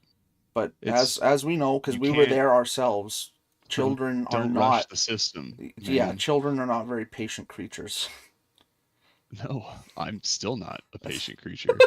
I ask my boss for a raise daily. Force of habit. I get to work. He gets to work at 8:30 in the morning. I go, "Hey, boss, how we feel about 65 a year right now? I sure could use a raise." So, Jesus Christ. like, the moral of the story here is like at this point, I'm back to the same crux with the job market that I was at when I took this job, and that is, if you want to gain something, you must be willing to give something up. So Yeah. I can afford to give up being at home every night because I'm a single dude. Right. If that means I can take a fly in, fly out job that pays significantly better That's within my wheelhouse yeah, of that's ability. worth that lifestyle. Our buddy Olin messaged me earlier this week. He got a job for he does, it's not oil field service, Wait, is he but not it's working at that adjacent to shop that. anymore? No, he works in the oil field support industry now. In Fort Jesus. Mac, which I have a buddy that owns a house in Fort Mac that like I've been told many times I need to come out and visit, and like they have a room there that I can stay in, and I just have never made it there because it's Fort Mac, and he knows Right. that like I have no reason to go all the way out there. Right. Um, I know. but Dad used to make regular runs out there with Cairns Transport, and he even said that it yeah, was a very it's monotonous run, and he got tired of it very quickly. Even though it paid really good, I can see why it got tiring very there's quickly. nothing out there. Well, I mean, there's always the You're forest fires. well, yeah, and like the risk that the town's gonna burn itself to the ground because it's covered in like tar sand. Yeah. But like, so he recently switched to that, and he sent me a message. He was like, "This isn't automotive work, so you might actually enjoy Yeah, it." And you're I was right. like, It is expensive, Dad. and so we were talking about it a little bit. And I was like, that actually kind of be all right. Like, what's the rotation? And he was like, well, I think he's technically a full-time employee, so there is no rotation for him. But he was like, but there is rotational work available So wait, if he's if you want to if work he's 3 full on, 1 off. time, if he's full time, then did he move out there? I don't know. Because I I haven't gotten thought the he full bought story I from thought him. he bought that house finally in Hudson's Bay. Yeah, you know what? Maybe he did say he was on rotation. We talked about it. This would have been Briefly. yeah, briefly on like Monday morning. That's fair. Because they told him that they were looking for more technicians, like mechanically minded people that Right. could fix stuff. Right. And he thought of me because I have That's fair. lots of like I have a large variety of things with which I've become good at. I almost selfishly asked why the fuck he didn't message me, but then I immediately remembered, oh yeah, that's right, I'm crippled. Yeah. And That you kind have of a wife and kids. presents a problem. Yeah. So that's where the job market's kind of at, and I'm curious to see how the new federal budget will shake that up, because it sounds like the federal budget will be expensive over the long term, but cut some of the costs of living. That's assuming it doesn't throw us into an election, Yeah. because it's not sounding great from the rest of the House. And I haven't actually sat down to read it. We were talking about it earlier today, and I'd meant to, and I just never pulled it up. I chose to read Monmo on my phone instead. That's because fair. that was less depressing. Hey, I agree with you. I meant to look into it after you sent me that voice message, and then I remembered, oh yeah, I was watching Tower of God. Yeah. And ended up watching that. So that's been fun. I mean, like, the one thing that I've always noticed is on the job boards is that the armed forces are hiring. Yeah, And there's they're no starting shortage of to that get shit. they're starting to get more aggressive about it. You know what? The base pay for the armed forces went up like a lot. What is it now? 70 a year. Jesus. Yeah, it's almost worth it. And It's almost worth it, he says. I mean, to be fair, I mean, depending on what you're and doing, like, though. if I don't join the armed forces now, how am I going to be the protagonist of the Battlefield 6 campaign you finally completed? Well, yeah, I mean, we all gotta get ready for World War III, don't you know? So now that you know the whole story on Battlefield 6, yeah, played it all, Stream has witnessed it all. mm-hmm. My question from when we first talked about this, what did you think about the way they told the story? Now that I've seen how it played out, now that it's done and it all makes sense, like it like the way they've laid it out is more like, because your big complaint was it was a little hard to follow. Right. Like the cutscenes to the missions didn't make sense. Once it's done, I told you that it It make yeah, no, it did 100% made so much more sense. It made more sense by the time I was even through the 7th mission, you know, because that's when it really starts showing you, like, pushing Mills and bringing out the info of, like, hey, she is a traitor trying to hide as a patriot, doing questionable things. And it's like, well, no, patriot doing questionable things is still a traitor. um, I was fucking thrown for a loop when she came out with the line of, you think I'm the only person doing this, you think I'm the one controlling PAX. It's a CIA wide operation that's been going for a generation. And I was like, what the fuck? Yeah, dude. And then it comes out, we just wanted a united front enemy, and Hemlock rips his face mask off and looks at her and says, well, you fucking got one, there's no shortage of them now. Hemlock, the one who was supposed to be, like, he's the assassin that killed Kincaid and took out your opportunity for interrogation. I did not like him, honestly. Something about him rubbed me the wrong way. Like, you know, with Lopez, Gecko, and Murphy and Carter, they all gave off that mentality of, like, hey, we will take a bullet for you. Hemlock gave Not off Hemlock. no, Hemlock gave that mentality of, I will be the one to give you that bullet. Mm-hmm. At any given moment. I just did not trust him. It seemed like it was almost like he was a part of the team out of pure coincidence. You know, like happenstance of he wanted Mills out of the way as much as everybody else did. Yeah, we got a set of boots to fill, Yeah. and you're in. I did particularly enjoy, though, like, probably my favorite thing throughout the whole campaign was when Gecko haymakered Mills in the hallway at the end of the campaign so hard that Gecko had to shake her own hand. Mhm. That was amazing. I like Gecko. I feel like I feel like she was a little too gung ho to, like, argue with Lopez all the time because their opinions differed. You know, like when they're doing the moving mountains mission, trying to get President Hernandez out of New York, and you blow up that tunnel where the drone base was in the park, and Lopez and Gecko are just arguing over which is right because Lopez thinks that Hernandez is doing the right thing by causing a confrontation, and Gecko's like, yeah, but there's a better way this could have been done. But all all in all, though, I I really enjoyed the story, especially when it all came together and started making sense. It was a bit rough to watch when Sergeant Ty with her squad had to set off the hydrosonic missile in the bay so that it didn't you know, land somewhere in Europe and cause a global war.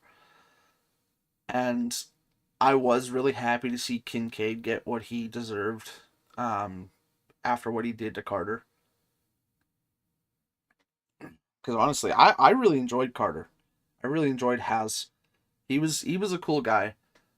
Murphy seemed like he was operating on pure luck, especially after how he lost his first squad in that helicopter crash at the beginning of the game.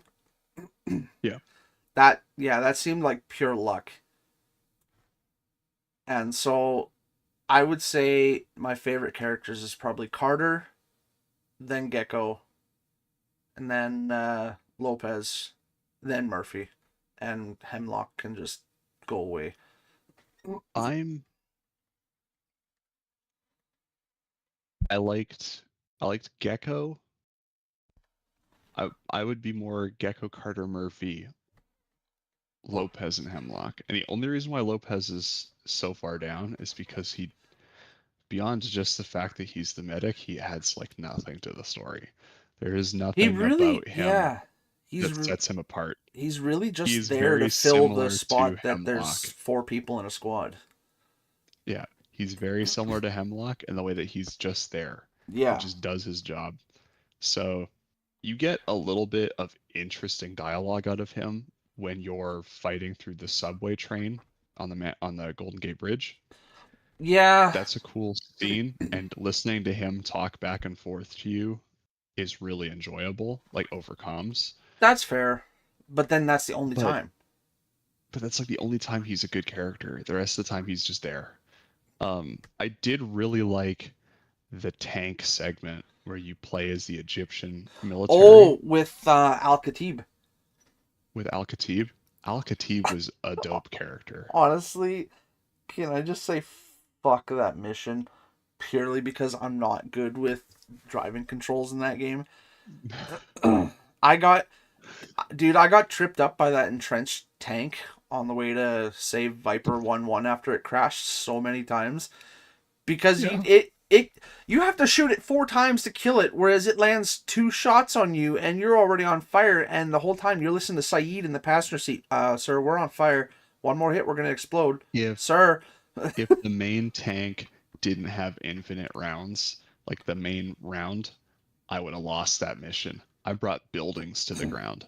It Fair. was like, we think they're in that third window up, and I would just blam, blam, blam. And I Yeah. would just take out the wall and then switch to the turret and just As look for the soon hit as marker. That's when I would stop. as soon as I ran into that first RPG in the apartment building, I was like, "You see that building? I don't want to," and I just brought it down hard. That was fun. I do really enjoy the collateral damage you can cause in Battlefield. That was really fun. It's nice being able to just drive through shit or blow stuff up. It's nice that um there's so many like interactable buildings like that and other stuff too, because isn't there also, like, if you crash a helicopter or a plane or something into the ground, it also does damage to the ground too, doesn't it? Yep. It does crater. Not a That's lot, but it no, does crater but a little bit. enough for you to be like, hey, here's a little place I can go prone and at least get semi cover. That's really cool. Which kind It's of brought some questions to my mind on the second to last mission, um, when you're taking out the SAM communication devices in front of the dam, and you blow up that tank with the portable mine on the on that tiny ass bridge that separates the two hydro plants, and it's like, Yep. I don't think that's how that works. I don't even know how that bridge is heavy or thick enough to hold that tank, anyways. But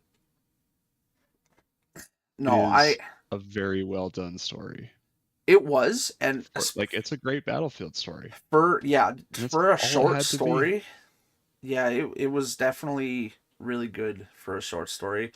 I do kind of hope that they expand upon it though, because there's no way that they take all this time to set up a global war between NATO and Pax Armada, and that storyline showing that the CIA was the ones who created this issue for the world, and then it just never gets talked about again. I would really like to see them expand upon that, maybe in like a DLC or I maybe the think next Battlefield, like actually start making continuous storylines. I think that is the one thing that makes Battlefield 6 less great on the story front is the open ending. Like 3, 4, 1, and 2, and Bad Company 2, even Hardline, they all have continuous story Right. to the point where like it starts and it ends within the Right. confines of the game. Right. That one And they're game has a slightly complete story. longer. Yeah, they're all slightly longer, but you get a complete story that is told out in its entirety. Right. That's kind of nice. The lack of that in 6 makes me wonder if that's maybe not what they're doing. Also, I had a I had a complaint that we didn't really talk about last week with RedSec Okay. that I Yeah. wanted to address. Sure. What's up? So, and this is kind of a complaint by the Battlefield community at large that I've heard, and I don't mind it so much now that I'm more aware of how it actually functions. Mm-hmm. When RedSec came out, it came with a battle pass. Correct. I didn't know this at the time. RedSec is a standalone. Yeah. It's free to play. Yep. So all they're doing is putting a Battlefield spin on Warzone Yeah, that's that purely what they've done. isn't like half a terabyte in size. Which So is the pretty good battle pass at considering first, Warzone by itself is like fucking 120 gigs. yeah, it's like, yeah, at this point the Call of Duty game file is like 480 gigs. Oh fuck, Um, is it? Jesus, it's grown that yeah, much. it's colossal. Oh my god. Um, but the biggest problem I had was that they added a battle pass, and that didn't really add anything in my eyes to the Battlefield 6 experience. Well, no, because wasn't it just some And then weapon skins and stuff like that? it's weapon Like skins and operator skins, nothing and that's there's actually some gonna make a weapons benefit or buried in it. change anything. Yeah, so they didn't add a ton, and then I was like, well, that's stupid. Like, and then you're charging for it. Like, that doesn't make any sense. Yeah. And then I figured out that your multiplayer experience does not impact the battle pass pretty much at all. Mhm. Only Gauntlet and RedSec affect the battle pass. Mhm. Then I was fine with it because you've released a free spin-off of your mainline game. And yes, you absolutely have to find a way to generate an Income. income from that. Is it a little cash grabby? Sure. Considering Battlefield 6 for the people that bought just Battlefield 6 was $80. Yeah. However, a year from now, when they're trying to add more stuff and keep, because like the stuff that they add to RedSec is also added to the mainline game, which the Uh-huh. cash out is complete. Everybody's bought it. Right. How many years worth of wages can you pay with that one paycheck after offsetting your dev costs? So like plus the server space. I've seen some issues people have had with like the portal experience for RedSec because you can make custom portals for just the battle royale, which is Right. cool. Right. I like Yeah. that. That is nice. Yeah. Um, but like once I was informed of that, I was like, okay, that's cool. And then another thing that I'm interested to know when it's coming out or if it's actually going to come out, and I saved the screenshot of this when I saw it. Apparently, I didn't. I saw on Reddit the other day that Mhm. Battlefield Studios is looking at adding what they call a casual breakthrough mode. It will be What is half that? player filled, half bots. Oh. Yeah. And apparently people are a little up in arms about it. I think that's a good idea. Yeah. Why are they up in arms about it? Not everybody wants to play like a because it's fucking not a sweat Battlefield lord who experience. doesn't have a job and doesn't know what grass is. Like, Yeah.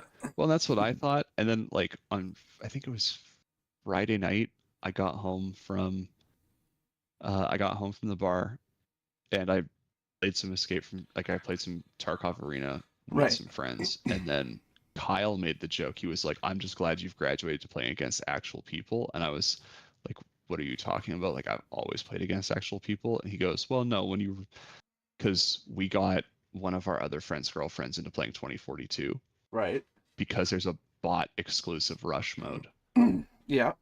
So that's just how we managed to get her to play because it's easier to get into." Right. And that's the problem with lots of games that are like on the harder end of the spectrum for a genre is it's hard to get people that don't play those games at all into them. Yeah. So it's like the giving Thank you, game Stephanie. mode. Thank you, Blue. I mean, yeah, he's right. Like I'm absolutely. Well, because I mean, here's a prime I example. played a lot of Battlefield 6. Honestly, for The me, it was a amount lot of of Call of games where Duty. I've been dripping sweat just trying to keep up at the end of it is staggering. Like it's some games you'll end up and you're like the top of the chart and you barely have to try. And then the next game you play and you're the bottom and you're working your absolute ass off to try and get like one kill the whole game, Dude, which is very Battlefield. But when you've died 30 times, it does suck. yeah. Like When me and Matt were playing on last Thursday, I think it was. We were stuck Yes. against this Yeah. guy in team deathmatch in the Brooklyn area where you can like use the drone glitch to get on top of the buildings you're not supposed to be able to. Yeah. This guy did that, and then he used the ladder glitch to get immense speed. And by the end of the game, he had 6 deaths and 78 kills. Yeah. Yeah, I've seen that. Like, who wants to play against someone like that? Think of that scenario, and then kind of going back to what Blue said like about all it how he does agrees is with what I said. slowly. When you get Yeah, home like all it. from a long day of work, okay, especially with you because you consistently work like 10 to 14-hour days if you're trying to get a job done, or you were out on a service call. When you get home and you're like, hey, I just want to relax, do something that's going to help, smooth me out before I go to bed. You don't want to be jumping on a game and getting stuck against that, because that guy has been playing since fucking yesterday without taking a washroom break. You want to play against something where you're going to be able to relax, maybe collect a few deaths here, but get a, nice amount of kills that makes you feel good inside, and then go to bed. You don't want to be showing up with some, kid on the other end of the mic with a squeaker voice telling you how bad you are. Like, that's just not fun for anybody. If I want to listen to people talk shit, I'm gonna go play Final Sentence. All right. Yeah, and at least that talking shit is funny. Well, yeah, exactly. It's one of those things where like, yeah, it's one of the bits that I kind of they fixed it now, but when everybody was doing like the XP glitches where you could use the portal mode, backfill it with bots, and get full progression XP. Right. Everybody was like, Yeah. "Oh, it's not. That's kind of lame because you're just boosting." They caught up to that. It's like, yeah, they've patched that now. You still get challenge progress, but because it no longer counts accolades, it's really hard to know how far or close you are. Yeah. So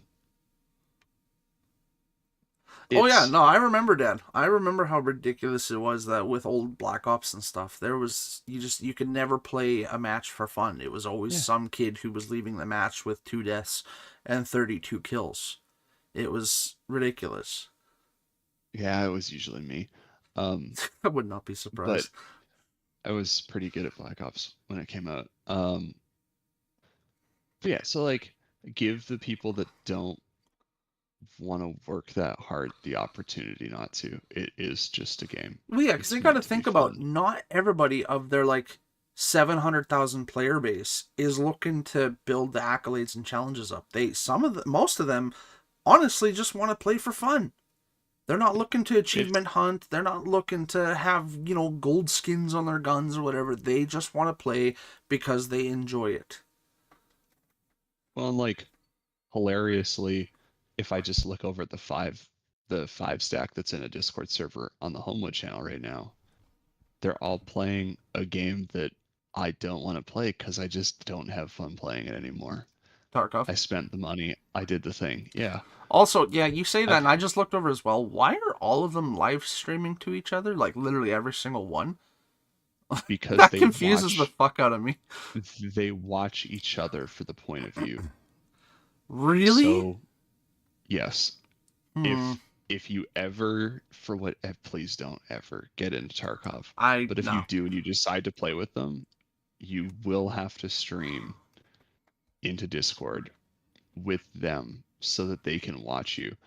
I do. I kind of want to do it now just to piss them off when I tell them I'm not going to. When you're playing actual Tarkov, it makes sense because the raid maps are really big. Yeah. And when you're playing with a new person, it's hard to navigate them, especially when you're new. Like they're just big maps, and the callouts don't always make sense. Fair. And there's no real navigational aid to that game. No, I've heard that game is very bare bones, like best of luck, don't die. Here's your little chunk of UI that you get in the corner, and your little like hot bar on the bottom. And those go away if they're not relevant. They vanish. Right. until they become relevant again, or you hot swaps, like you go to use an item that you've got hotkeyed. Yeah. And so like there's nothing there to help you. So it's a very difficult game to learn to play. In those circumstances, it makes sense. They're playing Arena, which is objective-based first-person shooter. It's like you're playing deathmatch or you're playing capture the flag. There is no point to doing that. Just No. let it go. It's not that important. I agree with you, And Dad. like Black I don't Ops even 2 days use it were anymore. some pretty good times. It's To what you were saying, like honestly, they'll all be streaming and I'm not even watching it. I've got Spotify up in that window. yeah, Or exactly. like a YouTube video. To be I'm honest, not paying attention to what angles they're holding. I'm I- just running around. I learned everything I needed to about Tarkov from the VLDL skits, Viva La Dirt League. When, like, especially the very It's like getting first punched skit. in the dick. Yeah, the very Yeah. first skit when they all spawn back into the new game. And was it fucking Brian? What happened to my gun?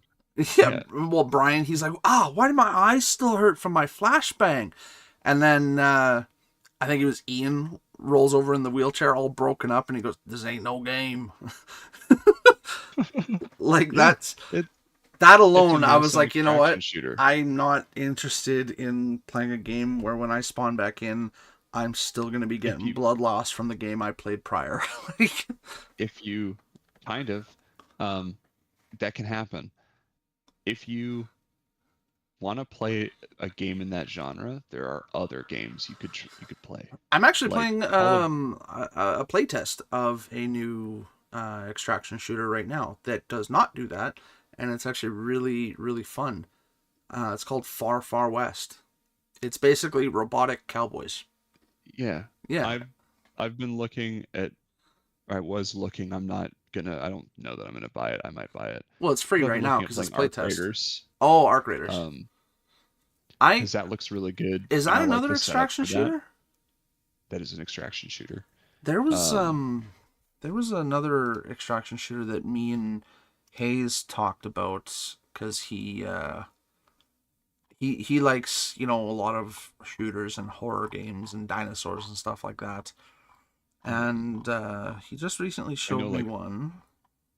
You keep talking. I'll find it here. Landon was looking at Marathon, and then Bungie did Bungie things, and they were like, "Welcome to Destiny 3, the extraction shooter." And Oh, he God. immediately was like, "Nope." No, thank you. If you want a really low stakes extraction shooter, and like that's just got a cutesy aesthetic to it, and it can be frustrating, absolutely, but like like most of the time it is not. Then Escape from Duckov, which is a spoof made by Billy. Right, of Escape from Tarkov. Escape from Tarkov, where you play as a duck. Fair. The visual style is actually kind of adorable. It's pure PvE, and it's an extraction shooter, and it's got tasks. You have to manage your hideout. There's an economy to the game that you have to figure out. There's crafting and stuff like that. There's a skill progression. Like Tarkov, your skills are mastery based, so the more you do a thing, the better you get at it. Right. And the progression is very slow. With Duckov, it's like I have enough of like the research point and the currency to invest in another skill, and it tells you up front what that skill is going to net you. So that's kind of nice. There it is. Rules of Engagement, the Gray State. Rules of Engagement, the Gray State. Yeah, a new gold rush has begun. In this tactical RPG shooter, you are a Strider, an elite operative sent into the Gray State to retrieve priceless artifacts, craft your own builds, survive nightmarish creatures. For this game. Yeah. Hayes is super excited for this, and I have it on my wish list already as well because I've been playing a lot of the games that Hayes has been telling me about and asking me to play because they've actually been really fun. For example, Deathground, when we did that on Halloween. The whole reason I have that game is I Son of a bitch. I know you still hate You me got bringing that me. up. I'm On like stream, I love it. live in 4K. Oh fuck. Yes, I did. Just I lose it. I did show my mother that one, and she pissed herself laughing. Yeah, Um, cackled, I bet. and It's funny because in that you could see my face, so it's like yeah. genuine Oh, fear. I genuinely watched you physically gain height as you jumped off your chair. Now, Yeah, I almost fell out of my chair. It was yeah, bad. you can ask Matt though. That is purely the only jump scare, and we were actually kind of sad because we did the other missions that I hadn't done yet. There is no T-Rex in any of the missions except for the tutorial, the one you run away from, which we were kind of sad about. That is a little disappointing. Yeah, well, and they also tell Well, you there's supposed to be 3 different kinds of dinosaurs: the Utah Raptor, the Allosaurus, and the Compsognathus, the little fucker that meets you in the vents all the time. Those little things are there, but Allosauruses are not in any of the other maps either. So the only thing you ever run into is Utah Raptors, which is kind of shitty because it kind of makes it boring and predictable because you know how they are, you know their tendencies, and you know. But I mean, I shouldn't be that hard on it though because this game was made by literally a group of 4 people who just worked on it together, and it is technically still an early access game that you now own, and when it becomes full you don't have to buy it again, but they are still continuously working on it. Want to know, going back to Tarkov, so the game has been in early access forever. Right. It has a full release date. Okay. And it's available on Steam right now because that was one of the last things that they were doing. If Originally, you yeah. had to buy it. You had to buy it through their website. You had to deal with the currency exchange and blah blah blah blah. Ah. It's on Steam now, Right. and they put out a release trailer a couple, I want to say like a month and a half ago now, and everybody was just like, "Yeah, whatever. It's gonna get delayed." It's in 9 days. On November 15th, Mm-hmm. Escape from Tarkov 1.0 goes live. And I'm going to be honest, that's kind of shell shock from a game I never thought was going to get a full. I honestly believed, I was like, there's never going to be a full release of this game. It's Fair. never happening. Wait, is Escape from Tarkov a top-down kind of? Yes, it's an isometric shooter. Interesting. So Okay. it plays from that top-down perspective. But with the like a- gameplay style of Tarkov. Yeah, Because it's Tarkov obviously much more isn't an cartoony. isometric, is it? No, it's a first person. Okay, that's what I figured. Escape from Tarkov was made by Billy, Yeah. the same production house, production house that made Daily Life of the Immortal King.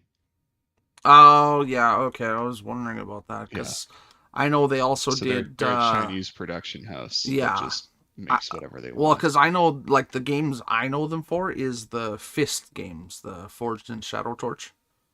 The one where you're that bunny Same. going around doing kung fu. Same guys. Yeah. It was developed by Team Soda, but it's published by Billy. Right. And Team Soda has made 2 other games, and they're both animal-based games. I honestly, I think the only reason why they managed to skirt copyright on this was straight up because it's obviously a parody. Like, Fair. Honestly, I would buy 'cause- this. It's just for the fact that I don't have money, and if I'm It's- going to pay $25 for it, I could easily get, like, 3 of the games that are on my wish list. the beauty of it is that they're like they worked on it a lot. Like, they put out a demo during Demo Fest last summer, Mhm. and a bunch of us got into it because we were like, fuck it, it seems funny. And now that it's out, they're just patching it constantly. They've sold 1 million copies. Like, Jesus Christ. and they had the world's most tragic release date of all time, and they still sold 1 million copies. Why? What happened? Wasn't it October 16th? Nope, Duckov released on October 10th. Oh, Steam says it was October 16th. Oh, if you played the demo, Oh, you could buy it on October 10th. right. Okay. That's what it was. So what 'Cause, yeah, happened on the it 10th? was October 16th. So on the 10th, you could play it. Right. The demo, like, because they still had a demo, and like the patch that came out on October 10th allowed you to buy it and start playing the game if Right. you already had it installed. And so, but like also, their release date was less than a week after Battlefield 6. So like Oh, in the extraction shooter world, that's they got absolutely whopped on that's bad timing. because everybody was like, I'm playing Battlefield or I'm getting ready for Arc Raiders. Right. But they still And sold they were a out here million. like, they were like, yeah, guys, but what about us? What about our cute duck game? Yeah. We're also an extraction I shooter heavily based off of a long loved and hated extraction shooter. Yeah. But like everybody that's played it has enjoyed it. What games are on my wish list? About 202 right now. Damn, dude, I got 34. That's because of all the games that I want to stream. For example, Sniper Ghost Warrior Contracts is $3.99. Contracts 2 is $4.99. There's a shit ton of the Resident Evil games on sale right now for like $15 or less. Assassin's Creed Origins is $12. There's more of the Resident Evils that are like $7.50. Destroy All Humans $7.50. Let's see what else. Escape Simulator, which I've been wanting to play, and I feel like that would be a fun Twitch exclusive, just for like a fun party game. That's on sale for $13.79. That Claire Obscure Expedition 33 is on sale. Yeah, like there's a shit ton of games. I Expedition usually 33 is a very good game. I want to play it so badly. I only buy the games that are on sale on my wish list, just because obviously I'm a broke bitch and don't have the money to buy full price games. Like, I am not buying Dragon Ball Sparking Zero for fucking $94. That's just not happening ever. I'm gonna tell you straight up, I regret buying it for. I think I paid 85. Yeah, it's gone on sale in the time it's been out, which has been what, just about 2 years now. If that, It's gone on sale twice. That's it. and for like 10% each time. Yeah, I might have. Oh no, it's still installed. Let's see when it came out. that. 10th. Fuck it, a year. Oh, okay. So yeah, exactly. The 10th of October last year. Yeah, you know what game? Actually, I haven't checked to see if it's on Steam, but I wish was. Gears. Oh fuck, it is. Gears Tactics, the one that really put my mind towards turn-based strategy. I really enjoyed Gears Tactics. And I want to know. I will I'm happily play curious it again. about this. So there, now I have 203. You've never played the XCOM games, correct? No, that whole bundle right now is $113, and it's on sale for like $20 and change. I wonder. I gotta find this out. I would be really curious to know. Fuck, I wasn't expecting that. Ooh, Jesus, it's a lot of pressure. Sorry. No, not you. I've been Not you. Look in the chat.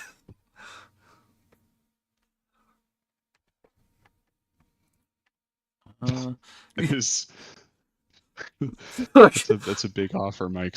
There's some really expensive games out there. No, I am was curious as to looking at whether like or the not- cheapest ones.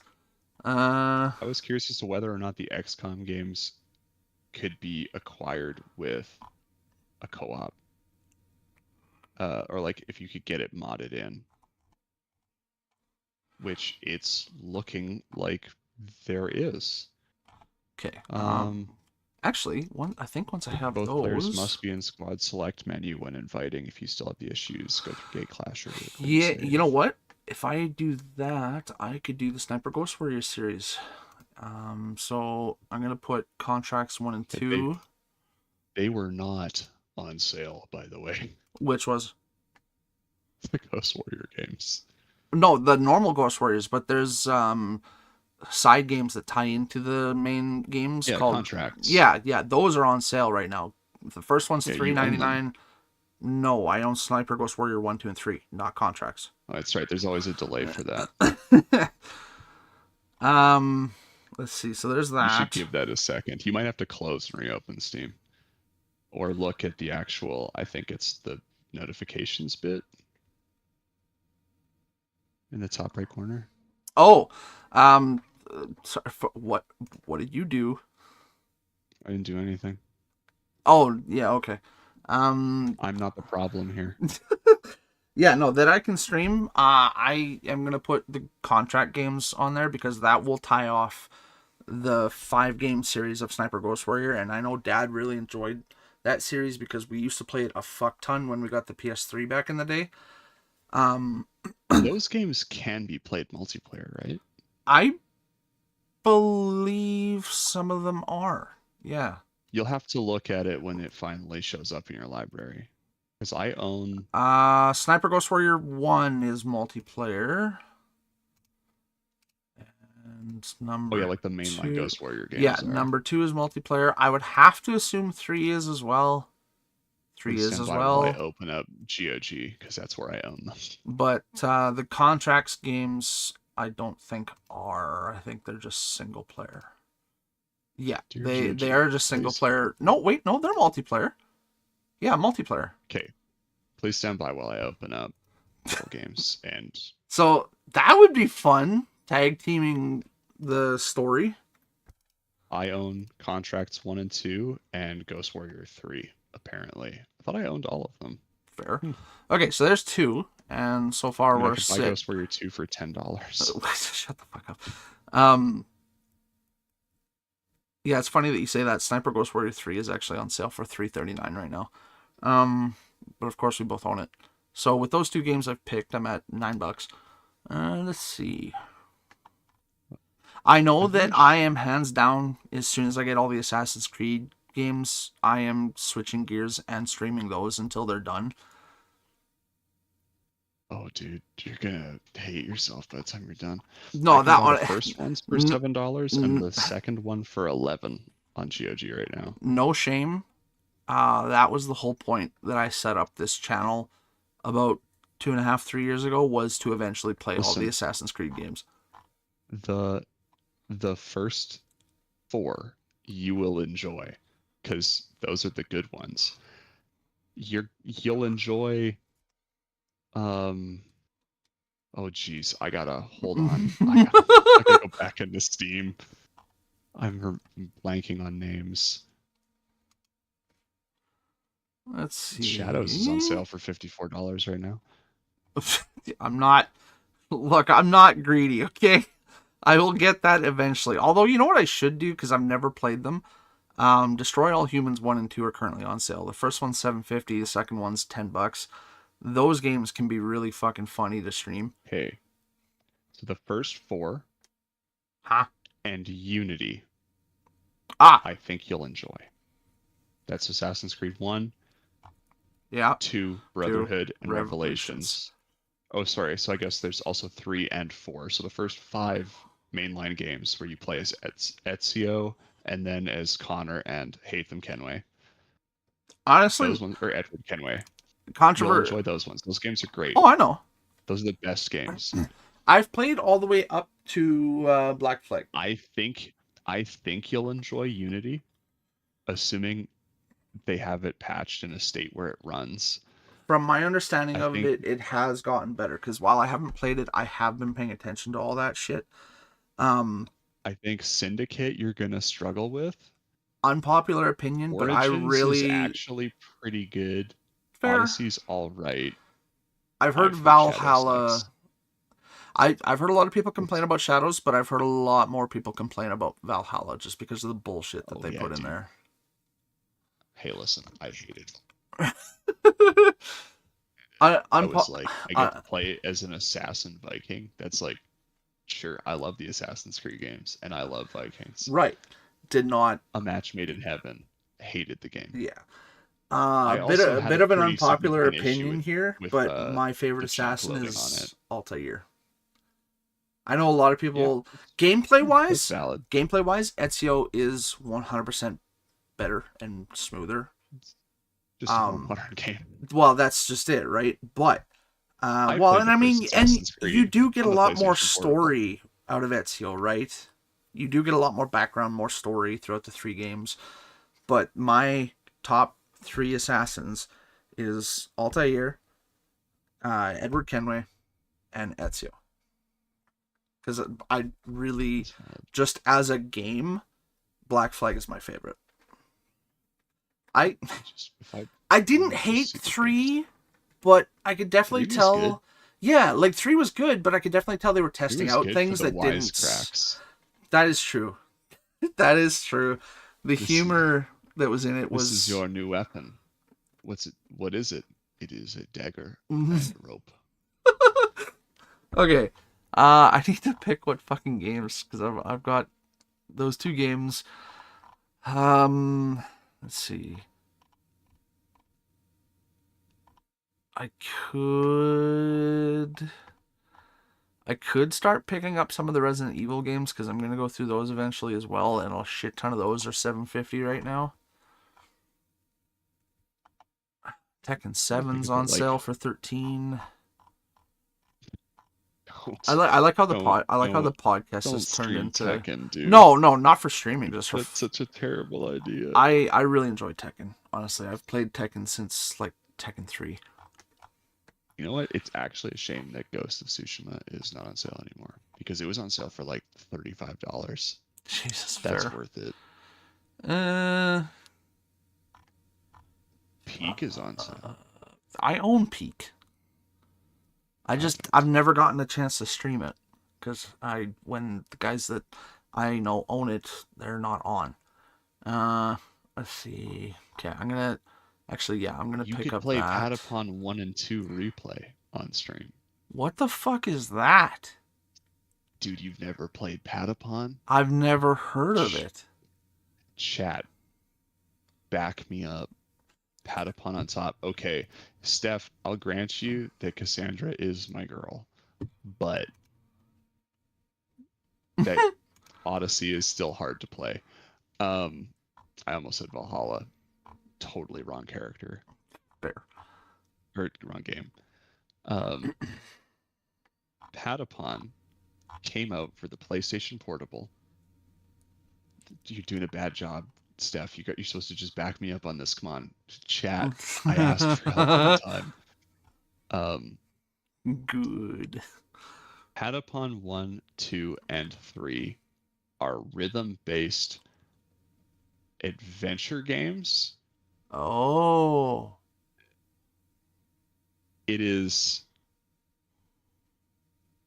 so good. They're rhythm-based. So you build your little army of of Patapons, and then you get the instruments to make them do different commands. So like advance and attack and retreat and defend. And the game gives you a little ledger of what the attacks or like what your command prompt is. Okay. I'm doing good. I got 4 games on the list and I'm under $30. And you play the game where you're like pata pata pata pawn, and then your guys go pawn pawn. That pawn, just pawn, and they march forward. It's adorable and it's so fun, and also kind of gruesome. It just sounds like you play as the god of these little guys, and you take them out. You do adventures. You level them up. You get them better stuff. Like the third one's big thing was like you have a specific guy that he's like your figurehead, so if he falls in battle, you continue, but everything becomes less efficient, and you pick what weapon type he uses, and you could level up all of them. Fair. It's really hard to explain, but the base concept of the game is the game gives you magical instruments, and you are God, and you send your little devout believers forward into battle using drums. I'm gonna check that out in a second. The rhythm of the game. It's $40 for 1 and 2 replay. It is. I'm not saying buy it right now. No, you know what? Says $75 is your limit. Don't put that one on this round. Okay. But put it in the wish list for the future. Well, I've got when you 4, need, and when you need a stream you can shut your brain off on, and like just play a goofy, silly little game that your weird buddy Chris recommended to you. Patapon's your game. Well, I got Okay. I got a When you make it weird big, and don't forget me. I got a weird and silly game that we should play and get a bunch of other people to play with. Mage Arena, $3.89. Mage Arena? Yep. You basically, Oh. yeah, Yeah. arena combat, Yeah. and you activate your spells by saying the name. I feel like there Listen. is jolly good fun to be had there. Um, that could be it. Which Listen, obviously I might be buying it right now. fair.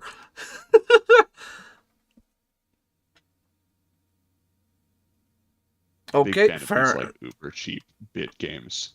fair enough. So, anyways, you should refresh your Steam so you get the gifts that I sent you. Jesus Christ, what? What did you send me? You know what? Actually, fuck it. I'm obviously not looking to break the bank, but given that you are telling me that 75 is the limit, I am going to honestly just actually, yeah, I'm gonna put Assassin's Creed Origins on there because it's $12 and I need to pick it up eventually, anyways. So with that, Origins, I've heard, is the best of the open world ones and the only one I didn't play. fair. That's fair. There. I now have 5 items on my cart, and I am under $40. I'm doing good. This is called Jewish shopping, everybody. You ain't gotta worry about me, Mike. I appreciate it though. But now that we've settled that, it is, I think, time to end. It's 11 o'clock. We were both, before we started this, like, we're gonna make it short. And to be fair, I was firing through the segues at one point there. I was like, the job market to the Canadian Armed Forces job listing, which is an excellent tangent to Battlefield Sega. We didn't even get halfway through the topics either. I was hopping and happening. Mm-hmm. Next week, when we come back, I'm gonna write this down right now.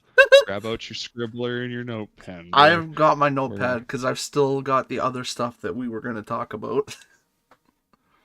So stay tuned next week for more high octane action when we talk about Will's newfound love of the anime Tower of God.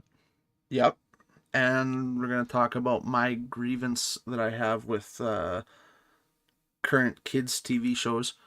So that's something to look forward to. It's going to be kind of like a parent complaint session. But fuck, if you were just straight out sending me 75, Dad, then I'm kind of tempted to just fill up whatever I can get for $75 because 5 items, I've got less than $40.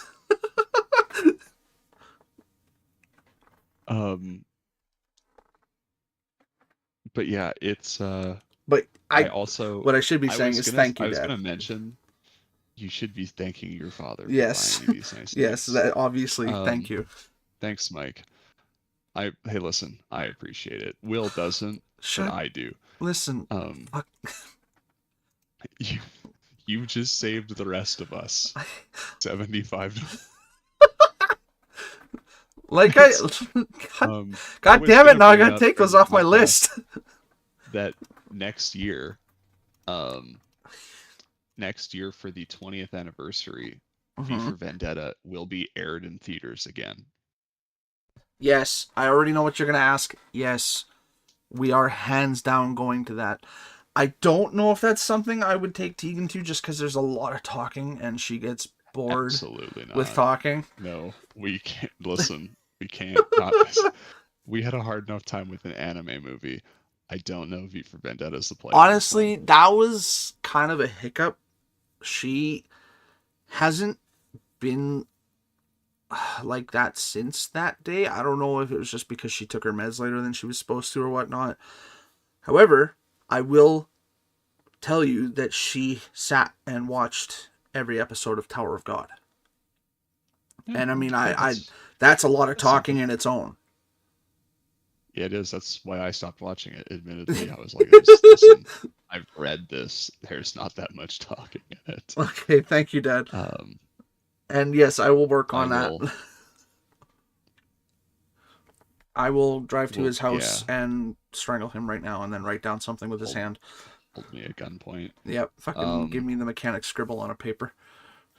yeah. Next week we can also talk about the Brazilian the Brazilian Grand Prix. Right, that's coming up. That's this weekend. Right. We can talk about the master classes that have been What do seen you? in history. That's on Saturday. Sunday. I will be around all Sunday? weekend, so I will Okay, fair. absolutely stream it into Discord. Yeah, okay. I could What even time is give it? you the times. I'll give you that right now. If anybody listening to this is hanging out in the Academy server this weekend, you can find me in probably the Chill Cave. I'm gonna be streaming out some F1. Yep. I'm gonna do for sure the sprint and qualifying on Saturday. Mhm. The pre-sprint show starts at 7:20 Central Standard Time. Oh my! The pre-qualifying show In the starts morning? at 11:30 Central in the morning. Okay, Central thank God. Standard Time. Okay. The pre-race show starts Sunday at 10 a.m. The race itself starts at 11. So the pre-race shows are usually half an hour before. So pre-sprint is 40 minutes before the sprint race. Mm-hmm.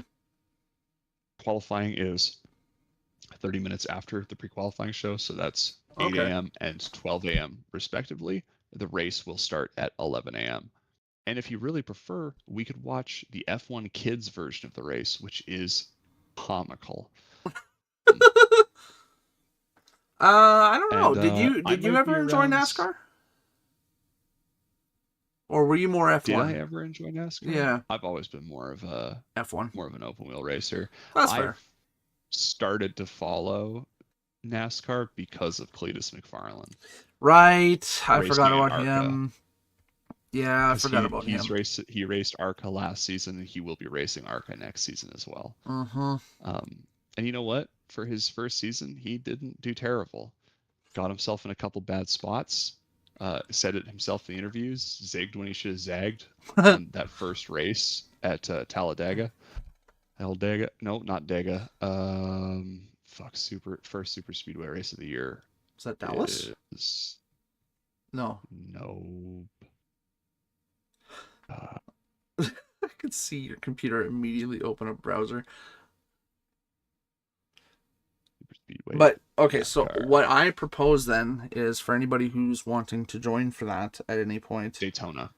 Okay, Daytona. Daytona is the first ARCA race of the season. Right. He got caught in between three cars. Ended up in a crash. Spun it. Had to retire the race early. Fair. And then at Dega, he was first on a safety car start. Didn't heat his tires enough. Botched the launch. Just about took out two cars because his cold rears. He's just Had not a having really a good bad race. season. Had a really good race at Bristol though. Finished it on a hurt engine. Okay. Was down a cylinder for the last like 50 laps. Oh my Still God. managed to hold on to a top 10 finish. Jesus. That's impressive. Yeah, he listen, he's got the skills. He just needs to be Smarter about his car. He's just got to learn how to run the race a little better. Right. He's almost like And too that's aggressive true with the of all machinery. motorsports. Yeah. Yeah, That's fair, actually. I we didn't know could that, listen. Dad. I'll have to check that out. I have heard about this, and it's on the watch later list. I just haven't got to it yet. I watch like one show a year on Netflix, and this year was Splinter Cell Deathwatch. Yeah, fair. I feel that. But yeah, it's on my list of things to watch, as So- well as the Max Verstappen documentary that I believe is on Amazon. Fair. I need to check out that one too. What my thought is then for Sunday, watch the race, and while the race is happening, we could have a Battle Sector game. Yeah, Since we we do got that. time. We could absolutely, we'll have time. I will. I'll try to make sure that I'm up early in the morning as well, because Tegan is at the grandparents this weekend, and we usually go pick her up by like 1-ish on Sunday. Oh yeah. So Yeah, the nice part about Formula One when it's on this side of the planet is that the races are at like regular hours. So Right. like I can watch the weekend warm up tomorrow at 10:30, which Yeah. is like the pre-weekend show. right. And then the first the first practice session and sprint qualifying are while I'm at work on Friday, Mm-hmm. and it's been slow this week, so I will be able to watch them at work, which is cherry. Very good. Very good. It's Nova Chum, let me tell you. But yeah, that's what we got. All right. Thank- Well, that is that then. Yes. Thanks for coming. Thank you, everybody who came out. Thank you, Dad, for funding more of my addiction that you all watch daily. It's cheaper than drugs, brother. At this point, I'm starting to wonder because I'm getting close to 450 games in my library now, in Steam alone, not to mention Epic or anything else. Where do we watch Formula One? You can watch it on F1 TV, or if you're in the Academy Discord server, if you have Discord, because you have a tablet, so you could throw it up on there in the truck. I usually I'll stream the races into Discord, because I don't want to do that on a streaming service, because that's how you get no node from the internet forever. Oh, dude, you should have seen how Into the many pleasure people. box. Yeah, you should have seen. Not the forever box. Forever. Oh, Jesus. Whoa. Okay. Well, I know what I'm off. Box. I'm off to do. I'm off to go get banned. Where's the ban hammer? There was Where'd you go? There was a lot of people during the Game 7 of the World Series, Blue Jays and Dodgers, trying to stream it on Twitch, that within 5 minutes of their stream, their accounts were getting taken down. And you were getting the standard. You cannot restream professional sports in any capacity. No. You can barely restream amateur level sports like college football. Yeah, because like those NCAA and stuff like that. Yeah, or like even like Canadian university football. You just can't. Yeah, Canada West has its own thing. You cannot encroach on that. They have powerful lawyers. Dude, even none of the news networks are allowed to stream the sports game. Like, it has to be on a designated sport channel.